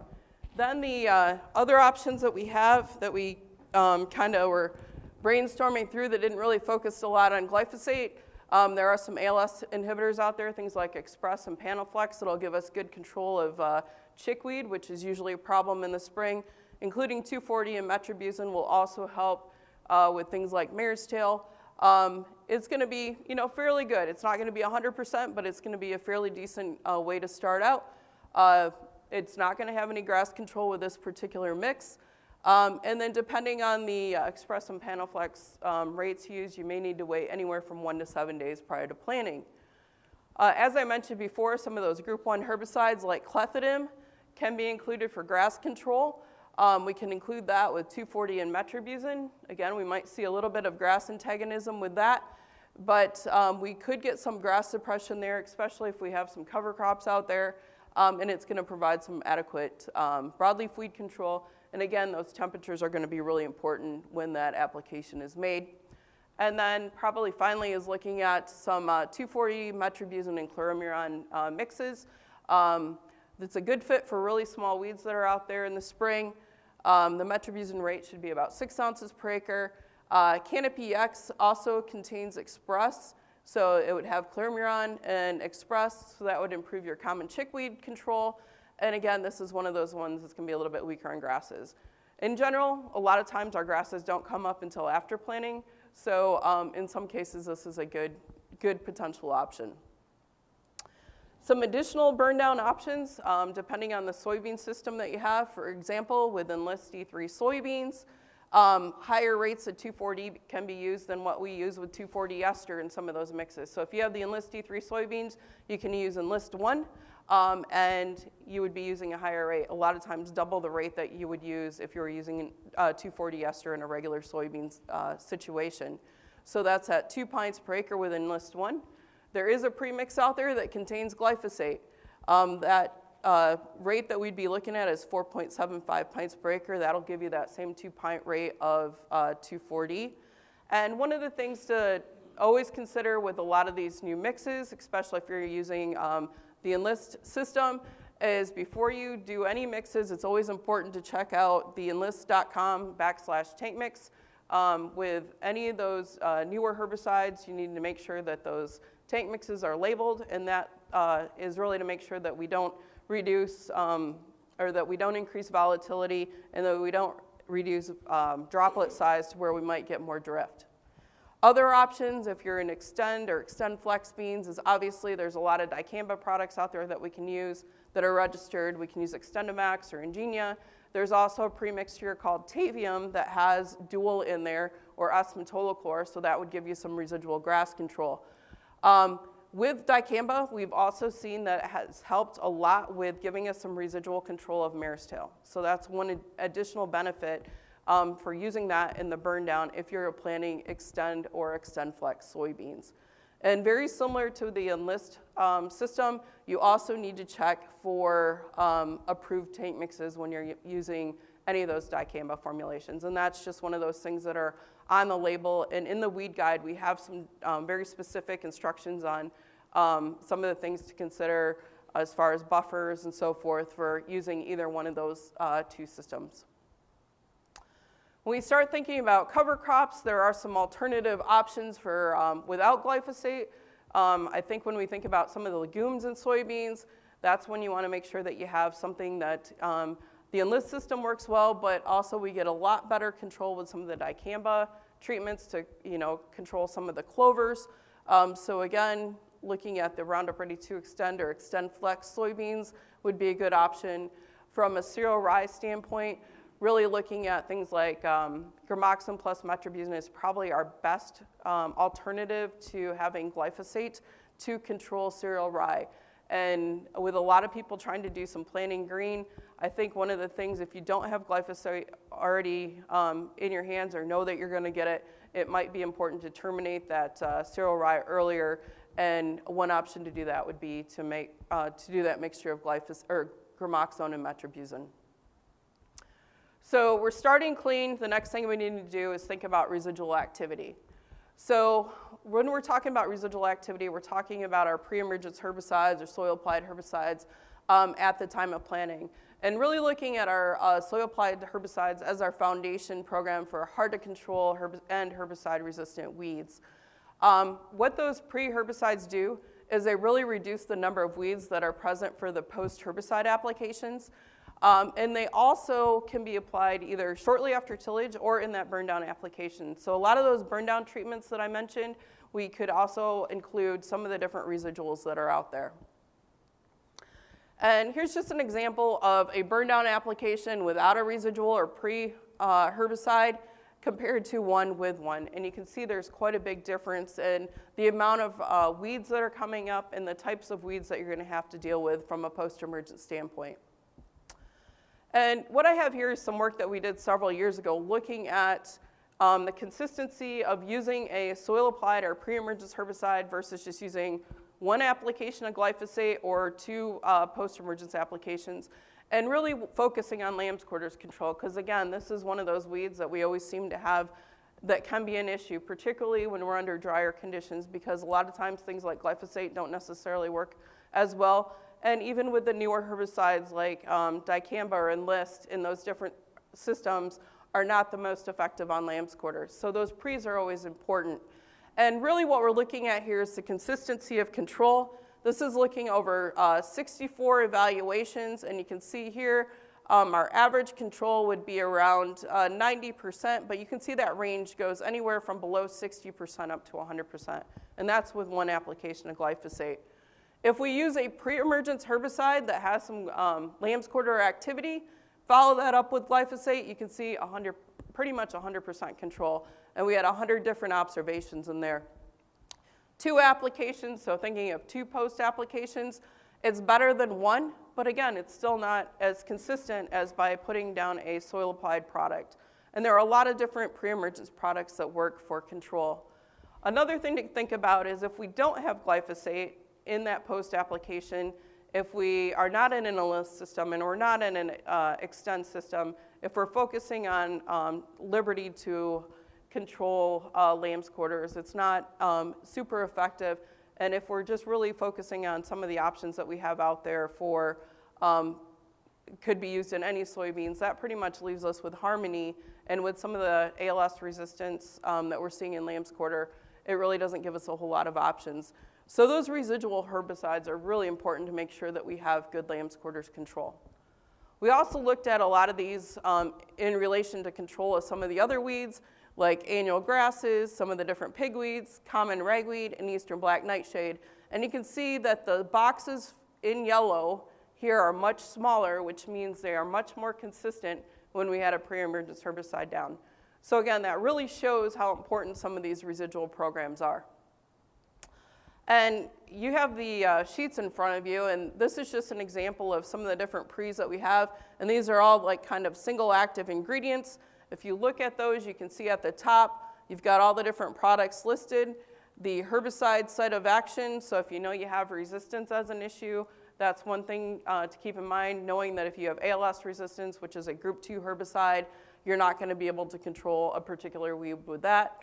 We've got our soybean injury ratings. The higher the number, the more potential or potential chance for injury. In general, many of our pre's kind of give us a 2, so sometimes under certain conditions we might get some stunning, a little bit of injury. And then you can see the different weed control, and then when you have a G or E, that basically are the ones that you're looking for. So for example, if we were trying to find a herbicide that would give us good control of things like lamb's quarter, ragweed, horseweed, and giant foxtail, are there any of those that look like they would be pretty good in that at the top for all of those? If you go down and kind of look across, you can see, well, you know, we might get some activity with something like, oh, let's see, metribuzin. You know, it's fairly good on some of those different ones. First rate looks okay on our broadleaves. Valor looks pretty good on our broadleaves. So, you know, a lot of these single active ingredients are not going to do it, and that's why we have those premixes at the bottom. But one thing, again, I just want to reiterate is make sure that you know what weeds you have in your field. Like I said, a lot of our ragweed and also our horseweed, a lot of it's ALS resistant. So we came across here and we see that first rate is an ALS herbicide, a group 2 herbicide. So if we had ALS-resistant ragweed and ALS-resistant horseweed, that probably knocks that out. But with some of these other ones, like a group 14, we're probably going to get good control on many of those other broadleaf weeds. Looking at some of the different premixes, that gives you an option of looking at what are some of the different premixes that are available for you to use. Many of these are going to have both good broadleaf and grass weed control. And again, when we're looking at these soil-applied products, we know they're not going to last throughout the season, but what they're going to do is probably get us a good 4 weeks, 3 to 4 weeks of good weed control so that our post-emergence herbicides don't necessarily have to rely extremely heavily on that. So for example, if we're looking for good to excellent control on some of those different weeds that we're looking at, boundary would be an option, dimetric charged, fierce EZ, fierce MTZ, fierce XLT, all of those would provide us some good control, good to excellent control on many of the weeds that we might have in the field. So just kind of as a reminder of how to best look at some of those different systems. And as I mentioned, these pre's are really going to be important, and particularly as we look at some of the more problematic weeds that we have. So here's just an example of water hemp. So here's an untreated water hemp, and that's one of those things where water hemp, if it shows up in your field, a lot of times it comes in there with a pretty heavy population. And knowing that each one of these plants on average is going to produce 250,000 seeds, that makes it pretty easy for that to expand pretty rapidly in those fields. This is with one post-emergence application only. If we use an effective pre, follow it by a post, this is what we get. So again, pre-emergence herbicides, especially when we're possibly going to be short on some of our post applications and may not have enough for 2 applications post, it's really going to be important to look at some of the different options that you might have from a soil applied standpoint. And what I thought I would do is just kind of show you some of our results from just water hemp control, because again, this is one of those ones that is more of an issue. We've got some just single active ingredients looking at Valor, which is kind of what I've felt is kind of our standard. But you can see here, 50% of our data is in this box. Our average is about 85%, and this is at the time of a post-application, which is usually 40 to 60 days after planting. And again, this is 5 years of 5 years of our trials altogether. Looking at Spartan, this is a component that's in a lot of the authority products. So if we look at it by itself, we've had a little bit higher average, but we have a lot more variability in control with that. Metribuzin, a lot more variability in control, and just slightly over 60% as an average. With our group 15 herbicides, as Scott mentioned, Dual, Outlook, Warrant, Residual, all of those are very similar. They, some of them have some certain strengths on certain weed species, but as you look at them as a whole, those group 15 herbicides are pretty interchangeable, and in general, they all have worked pretty well for water hemp control as far as giving us good initial control. We've also looked at these with some of the different premixtures. So this is, again, looking at Valor by itself and then looking at some of the different premixtures as comparison. These are premixtures that would also contain metribuzin. So we've got Valor plus metribuzin, which is dimetric charged, a little bit higher control, Authority MTZ, more consistent than Spartan or metribuzin by itself. Fierce has been probably one of our most consistent as far as providing good control. Authority Edge has also been good. This would be the Spartan plus Zidua, Fierce's Valor plus Zidua, and then including the metribuzin, there's really no benefit. But again, the metribuzin here for the Fierce MTZ could also help with something like mare's tail, because that would provide us some residual control on that particular species. We've also looked at Boundary, Broadaxe, and Warren Ultra, and they've also provided good residual control up to that time of a post-herbicide. So again, ultimately looking at starting out with a good soil applied program is going to be very important. The other thing to think about is we're going to have to make sure that we have some timely post-emergence herbicide applications, and also thinking about maybe having some overlapping residuals. And some of those we'll talk about in a minute and why they might be important. When we think about our post-herbicide applications, some of the considerations, in general, we like to apply many of our post applications when those weeds are less than 4 inches tall. When we're using some of our more traditional chemistries, usually if we can shoot to when those weeds are 2 to 4 inches is probably best. As those weeds get bigger, control is going to be much more reduced. It's also going to be important to make sure that we're using the appropriate adjuvant for those herbicides or herbicide tank mixtures, and then spray coverage is also important, particularly when you start looking at potential for thick water hemp populations. Making sure that we get that gallonage up there is going to be important to make sure we get good coverage, particularly if we're using a contact herbicide like a Flexstar or Cobra, or if we're able to get a hold of Liberty and some of those different systems. So what I thought I would do is just kind of go through some of the post options that we have if we don't have glyphosate or glufosinate to use. And really we're looking at what would happen if we were planting any of these different traits and we didn't have glyphosate or glufosinate. Here are some of our different options that we have. So if we're looking at grass control, again, we have those group 1 herbicides like Select Max, Assure 2, Fusilade, and there's a lot of generics of those different active ingredients. Also, we can get some pretty decent control of some of the foxtail species with Raptor. For lamb's quarters control, we're really limited to the ALS inhibitors.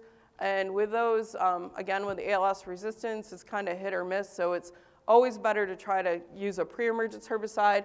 We can get a little bit of activity from Basagran, but those weeds need to be, the lamb's quarter needs to be very small. Same thing for common ragweed. The PPO inhibitors are probably our best option. Things like Flexstar, Cobra, Ultra Blazer, and then Marvel, which is a combination of Flexstar and also another PPO or herbicide. We can get a little bit of activity from Basagran, but again, if it's only when ragweed's probably less than an inch. And then again, as I mentioned, many of our ragweed populations are ALS resistant. If they're not ALS resistant in your fields, you've also got some ALS inhibitors. Velvet leaf, a little bit easier to control with some of the different PPO inhibitors, Cadet, Resource, and Marvel.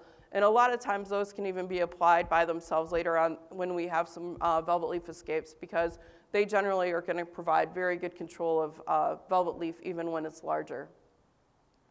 There are also some different pre-mixtures that contain some different combinations. So for example, Varisto is in the weed guide. That's a combination of Basagran and Raptor that's commonly used in dry beans. That can be used in soybeans. So if you don't have glyphosate or glufosinate, that's another option. So again, we've got those tables in front of you. These are just some of the different options that are out there. Just wanted to highlight a few different weeds here. So if we're looking at things like nightshade, ragweed, and water hemp, what might be some of the options? If you look at these, a lot of them are these group 14s, right? They're going to provide good to excellent control of all those weed species. But remember, we're starting to see maybe some resistance to those. Some of the other things you're going to see are some of the premixes. So the group 14, so example, prefix is a combination of Flexstar and Dual. So we get that residual, so we can have that overlapping residual. And the same thing with Warrant Ultra would be a combination of both Flexstar and Warrant. And so those would be things that would provide us good control of those different weed species. And then just to kind of give you an idea of like some of the information you can find in the weed guide, if you happen to go to the website, look at the weed guide. If you start thinking about, well, what are some of my other options? We also have the information in there of the different herbicides and things to think about, use rates, also what adjuvants to use, also some of the remarks and limitations. It'll direct you to, the best time to apply it, what are some of the applications you might want to do, some of the different tank mixtures, and also some of the crop rotation restrictions. As we start looking at potential for, if you didn't have glyphosate or glufosinate to use, you might be tank mixing some of these different post-broadleaf herbicides. And we do have a chart in there that kind of looks at some of those. So for example, if you had ragweed and lamb's quarter you were trying to control, you may look at something like a Flexstar plus Harmony, and that would tell you what adjuvant you would need to use. In this case, it would be a non-ionic surfactant at a lower rate, plus ammonium sulfate would get you probably the best control of that without causing too much crop injury. So again, these are just some of the things that are available in the weed guide that can help you look at some of the potential options. Another thing to think about is when we're looking at some of those older herbicides, remember if we tank mix those with some of the grass products like a Select Max or a Assure 2, sometimes we can see some antagonism. The way to overcome some of those antagonisms is by increasing the Select Max rate by 33%. So for example, if we were generally going to apply Select Max at 9 ounces, we would increase that rate up to 12 ounces. And generally we've been able to do that and overcome some of that grass antagonism. Or if you decide to apply them separately, not knowing if you'd be able to get enough Select Max later in the season, or if you needed to come back, you would apply that grass herbicide first, wait 1 to 3 days, apply the broadleaf herbicide. If you put the broadleaf herbicide on first, you'd wait 7 days for that grass to recover from the burning from some of those products like Flexstar or Cobra, and then apply that grass herbicide to make sure you have adequate control of some of the grasses that might be out there. And just wanted to point you to that over the last 11 years or so, we've been doing some different work, really looking and focusing on some of our old traditional non-GMO programs, and we've had funding by the Soybean Board, and that's been extremely helpful. And where I think it's really going to be important is, again, if we are limited on glyphosate and glufosinate this year, looking at what are some of the different options that we have. And what we've tried to do is look at different pre's, look at different post combinations, and then look at the economics of it. And again, not to say that you're going to not have any glyphosate or glufosinate, but these are some other options that you can look at. And it really just shows you some of the different things that we would have, different options for pre's. In general, we'll come out there and we'll follow up and look at what herbicides or what weeds escape control, and look at some different post options.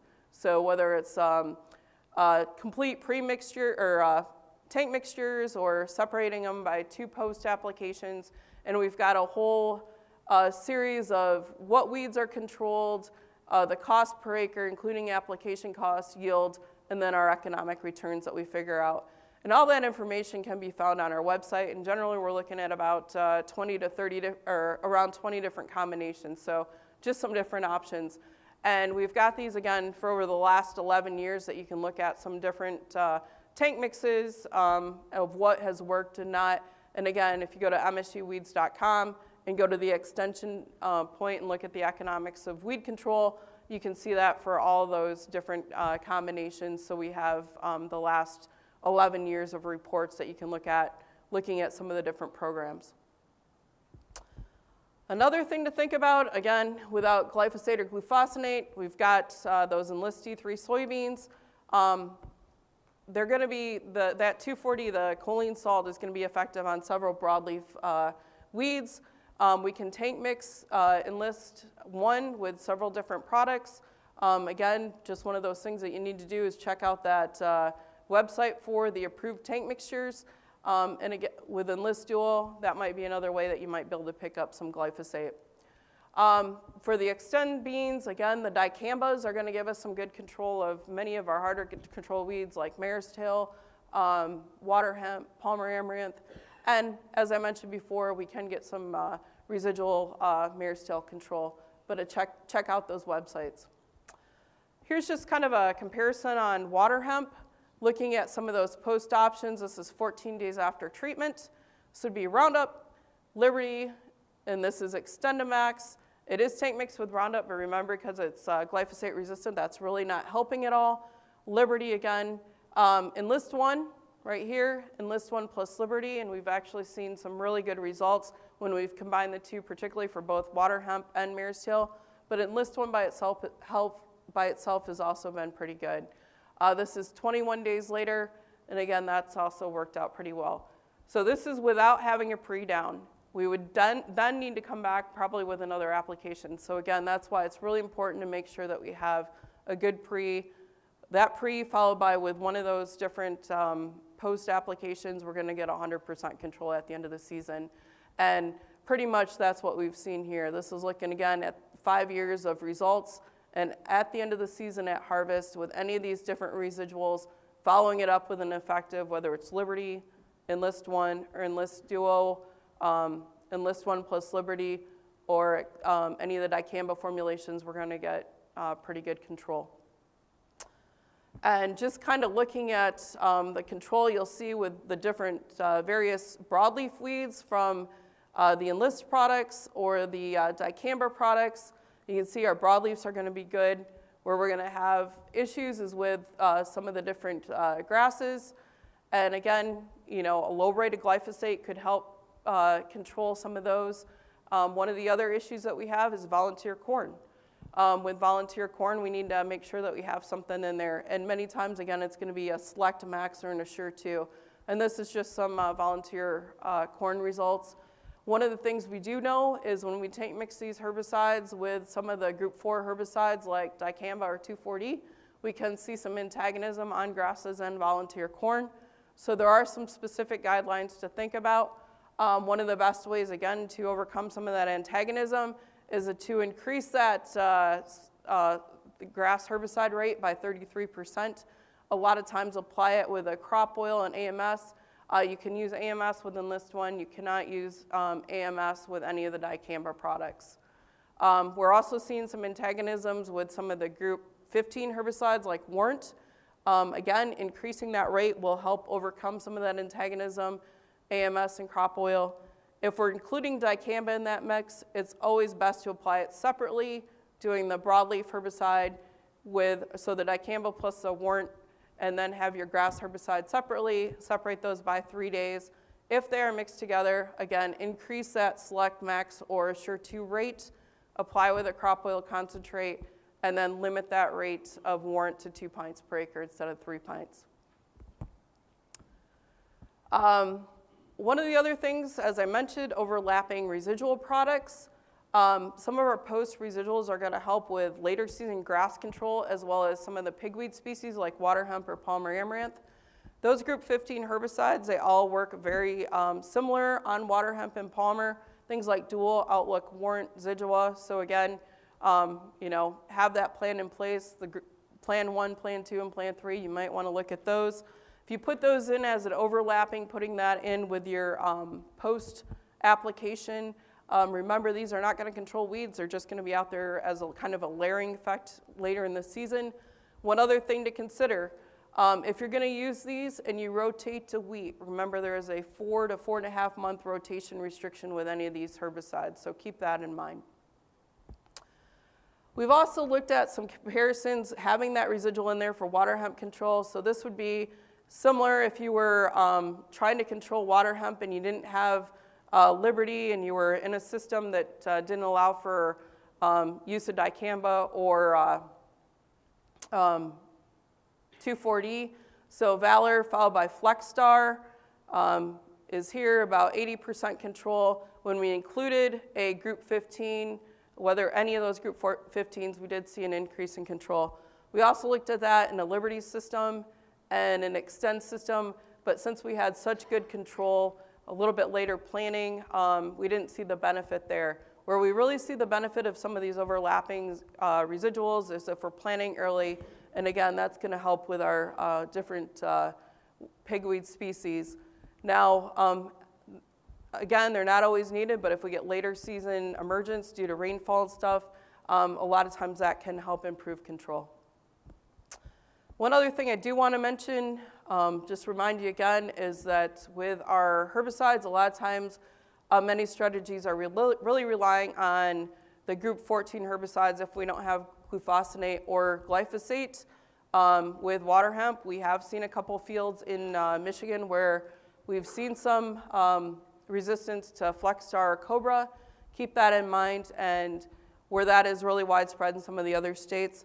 And I also want to mention, as we start to see more and more water hemp has really developed resistance to a lot of different herbicides. These are a few populations from Illinois.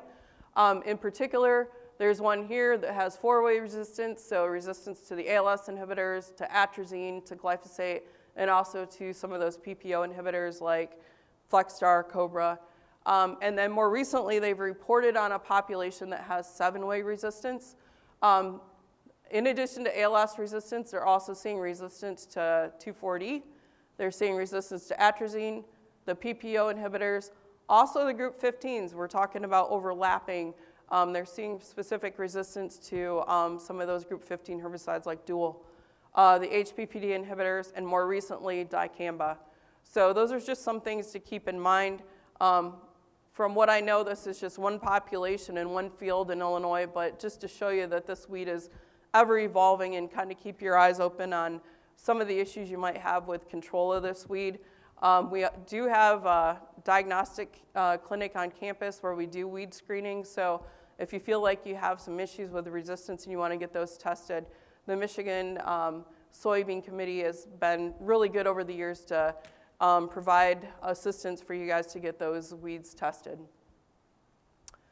And then finally, making sure that we scout for follow-up post applications and really making sure that we get good control with the strategy that you have planned. And one of the last things I do want to mention, particularly when we're looking at some of the different residuals that we're using, remember, depending on what your rotation is, that you might have some longer rotation restrictions. So for example, with Authority 8 MTZ, and let's say you wanted to plant something like oats, it's going to be 18 months. For the guys that are up in the thumb, a lot of times they got to wait longer on some of those things if they're planting sugar beets. And a couple other things I do want to mention. As Scott mentioned before, what glyphosate rate do we really need? Remember, we still have a lot of susceptible annual grasses and some annual broadleaves. As Scott mentioned, we really increased that rate of glyphosate when the glyphosate prices were cheaper and we kind of waited a little bit on control. With the new Roundup Power Max 3, these would be the rates that I would recommend, especially looking at the prices where we're at and the limited supply. I'd be looking at 20 ounces if you're looking at controlling some of those susceptible weeds when they're less than 6 inches tall. As they get larger, that's when you're going to need the higher use rates.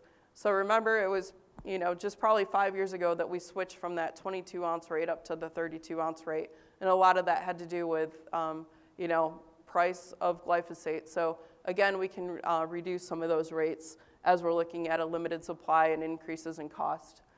If we're just looking at susceptible grasses, when they're really small, a lot of times we can reduce that rate even down to 10 to 15 ounces. And with that, the addition of ammonium sulfate is always going to help in controlling some of those different weed species that are out there.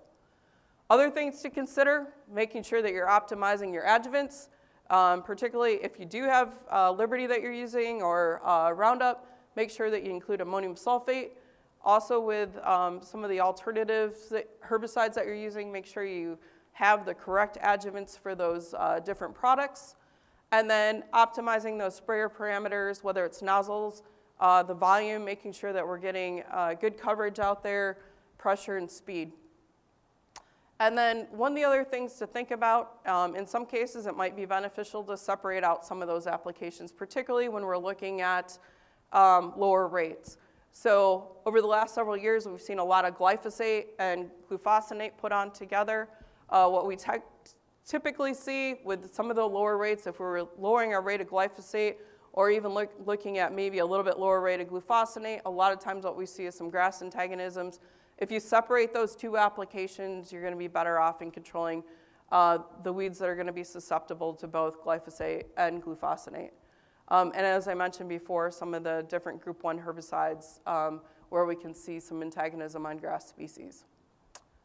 Another thing to keep your eyes open for, availability of premixes that contain glyphosate. So in soybeans, we've got 4 different premixes available, whether you're going to be able to get your hands on them or not, but we have things like Extreme, FlexStar GT, Sequence, and Enlist Duo. Those all have glyphosate in them. And then if you look at our premix table in the weed guide, that's table 2C, you can kind of look at what are the different components and see here what the glyphosate rate is for some of these typical use rates. So for example, with FlexStar GT, we'd be getting almost a pound of glyphosate and a pint of FlexStar in that particular mixture.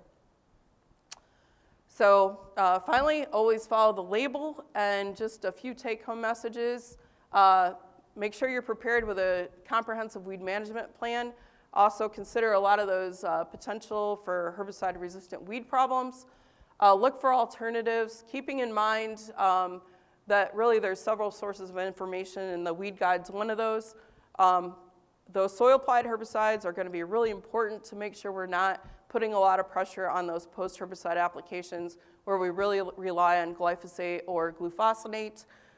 With the post-herbicides, make sure you consider weed size, the tank mixtures, adjuvants, and then if it's important to have those overlapping residuals.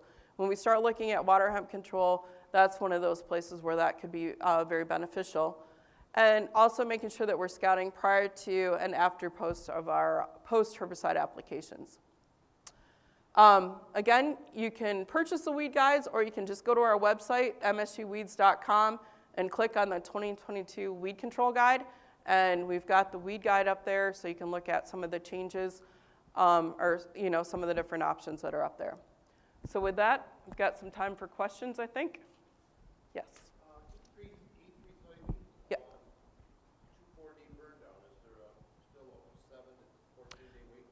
So with the E3 soybeans, you would need to use the Enlist 1, which would be the Enlist Duo. So you have to use the specific 2,4-D with those, and then you wouldn't need to wait for the burn down. If you were applying, for example, 2,4-D ester, you'd still have to wait the 7 days. And that's just part of the label system. Yep. Good question. Can you discuss the water pH adjustment and So with some of the different herbicides, water pH adjustment can be pretty important. One of the things that we do see, particularly like, for example, with glyphosate, and we've looked at some different pH adjusters and so forth, in general, we typically see ammonium sulfate helping adjust or overcome some of those issues. So, and a lot of it depends on what your water sources are and stuff. And there are a couple guides out there that really talk about some of the key herbicides with some of the different pHs that can be a problem. And I can get you some of that information, but a lot of it's pretty specific to the herbicide and what your water source is. Any other questions?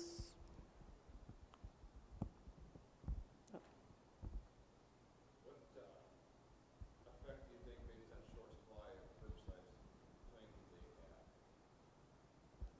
Some people would go, Really, would there be, might just be the years that say, hey, I'm going to hold off and keep my weeds down until, yeah. That's a really good question. So planting date, right? So, I mean, there's a lot of people that are trying to get earlier and earlier, and there are benefits to that. And with the ultra early planting, we haven't really done a lot of work looking at some of those soil applied products and what might be some of the effects and where we might see some of the cutoffs at. The one other thing to think about that I didn't mention at all is the soybean canopy does a great job at suppressing weeds, right? And also stopping them from coming up, because if we don't have that light source there, we don't get a lot of emergence. So the more delay in canopy closure, the more potential for weed growth, right? So it's a good question, and I would, you still want to try to err on the side of trying to get the best yield, right? So I would still, if you can get them in, I don't know if I'd go to the ultra early because we're still learning about that, but still trying to get in there fairly at a good time. I'd rather have you plant it the first week of May than the last week of May. Mark, do you have a question? Yeah, and I've heard of some pretty good success of adding small amounts of products. So maybe with the glyphosate, if we're going to use a lower rate or a minimum rate, what about adding some small amounts of things like cadet or cobra? Yeah, and a lot of it depends on what you're trying to do, right? So, for example, if you're reducing your glyphosate rate, I probably wouldn't reduce the rate of the other herbicide. Because, so for example, if you're trying to control, let's say, ragweed out there, probably a lower rate of glyphosate, reducing the rate of something like, a Flexstar is probably not going to help you out too much, unless those weeds are small. A lot of it depends on weed size. If you're going out there when weeds are 2 inches tall, you can, do a lot with a lot less herbicide. But when we start pushing 4 inches, and 4 inches quickly becomes 6 inches, those higher rates are going to be much more important. don't we have a resistant problem because of cut rates? That's a really good question. The cut rates, a lot of it depends on what the resistance mechanism is. So like with the ALS inhibitors, it wouldn't have mattered what rate you used. But again, with a lot of the grasses that we have, the actual rate to control them, if you were to look at, are actually less than what's recommended, because the rates that we're recommending are to control a bunch of different weeds. I'm sorry? Grass isn't a problem. Right. But if, Other things that are a problem, that's where right. it seems like when we start cutting rates, we get weeds that are resistant. Yeah, in some cases, but I would say that we're saying that 20-ounce rate, that's really not cutting the rate because that's actually where we were at one point. That's not, it don't matter if you put 2 gallons of Roundup on, you're not gonna let the water help. Exactly. Take Roundup out of the picture. Yeah. If we cut the other stuff, are we Right. Oh, yeah, what you're saying. Yeah. Yeah, and I don't like to, and a lot of those other products, I don't like to see those rates cut at all because we're already at a kind of, like we're at a pint of Flexstar that we can use in Michigan. Some other states can use a pint and a half, but just of where we are as far as rotation restrictions and stuff, at a pint, you're still you can only control like 3-inch water hemp. You get up to 6 inches, you're gonna have some issues. So, yeah, exactly. It is. It really is. And that's where having like the 2,4-D as an option is, in an enlist system, or the dicamba as an option. And again, with dicamba, there's a lot of other things you need to consider. And we've got all those things, as far as buffers and time of day that you can apply. All that stuff is really outlined really well in the weed guide, and we can get that stuff you can find that stuff online. Yep. Any other questions for Dr. Sprague? Well, let's give her a round of applause, and Scott DeVries, thank you very much. Thank you for our speakers. I'd also be very remiss if I didn't thank the sponsors. We had tremendous support from industry coming to this meeting. So BASF, Corteva, Syngenta, Bayer, Nutrien, Wilbur, and Helena all contributed to putting these meetings on, and we really appreciate their support. We do have representatives from a variety of those companies as well as some local retailers. So if you want to just wave your hand around, right, if you want to talk to your folks here, please feel free to stay and mingle afterwards. Ask more questions, as Scott referred to, right? Communicate, communicate, communicate. So as you need to do that, we have some time here this morning. You can stay and talk with folks from this area. One other thing that I wanted to note, and it kind of came to light during Scott's presentation, was, so we have 2 organizations within the Michigan Soybean Office. This program, of course, is brought to you by the Michigan Soybean Committee, which is your checkoff dollars. But we also have the Michigan Soybean Association, which is a membership organization, right? They advocate on behalf of soybean growers in the state of Michigan. And one particular, timely piece of information that I wanted to refer to here today was simply that MSA and ASA, right, our American soybean arm, are advocating on farmers' behalf to make sure we can keep all of these chemistry options available, right? So the pressure, outside pressure from environmental groups to get rid of glyphosate, to restrict the label on dicamba, right? If we lose these products, it really changes the way we operate. We want to maintain that freedom to operate. So we need organizations like the Soybean Association working on your behalf to make sure we can have all those things still available. So if you're not a member of MSA and you'd like more information, please go to our website. That is a different website. It's misoy.org. And we would appreciate the support on the membership side to make sure that we can continue to keep all these products in the mix for you.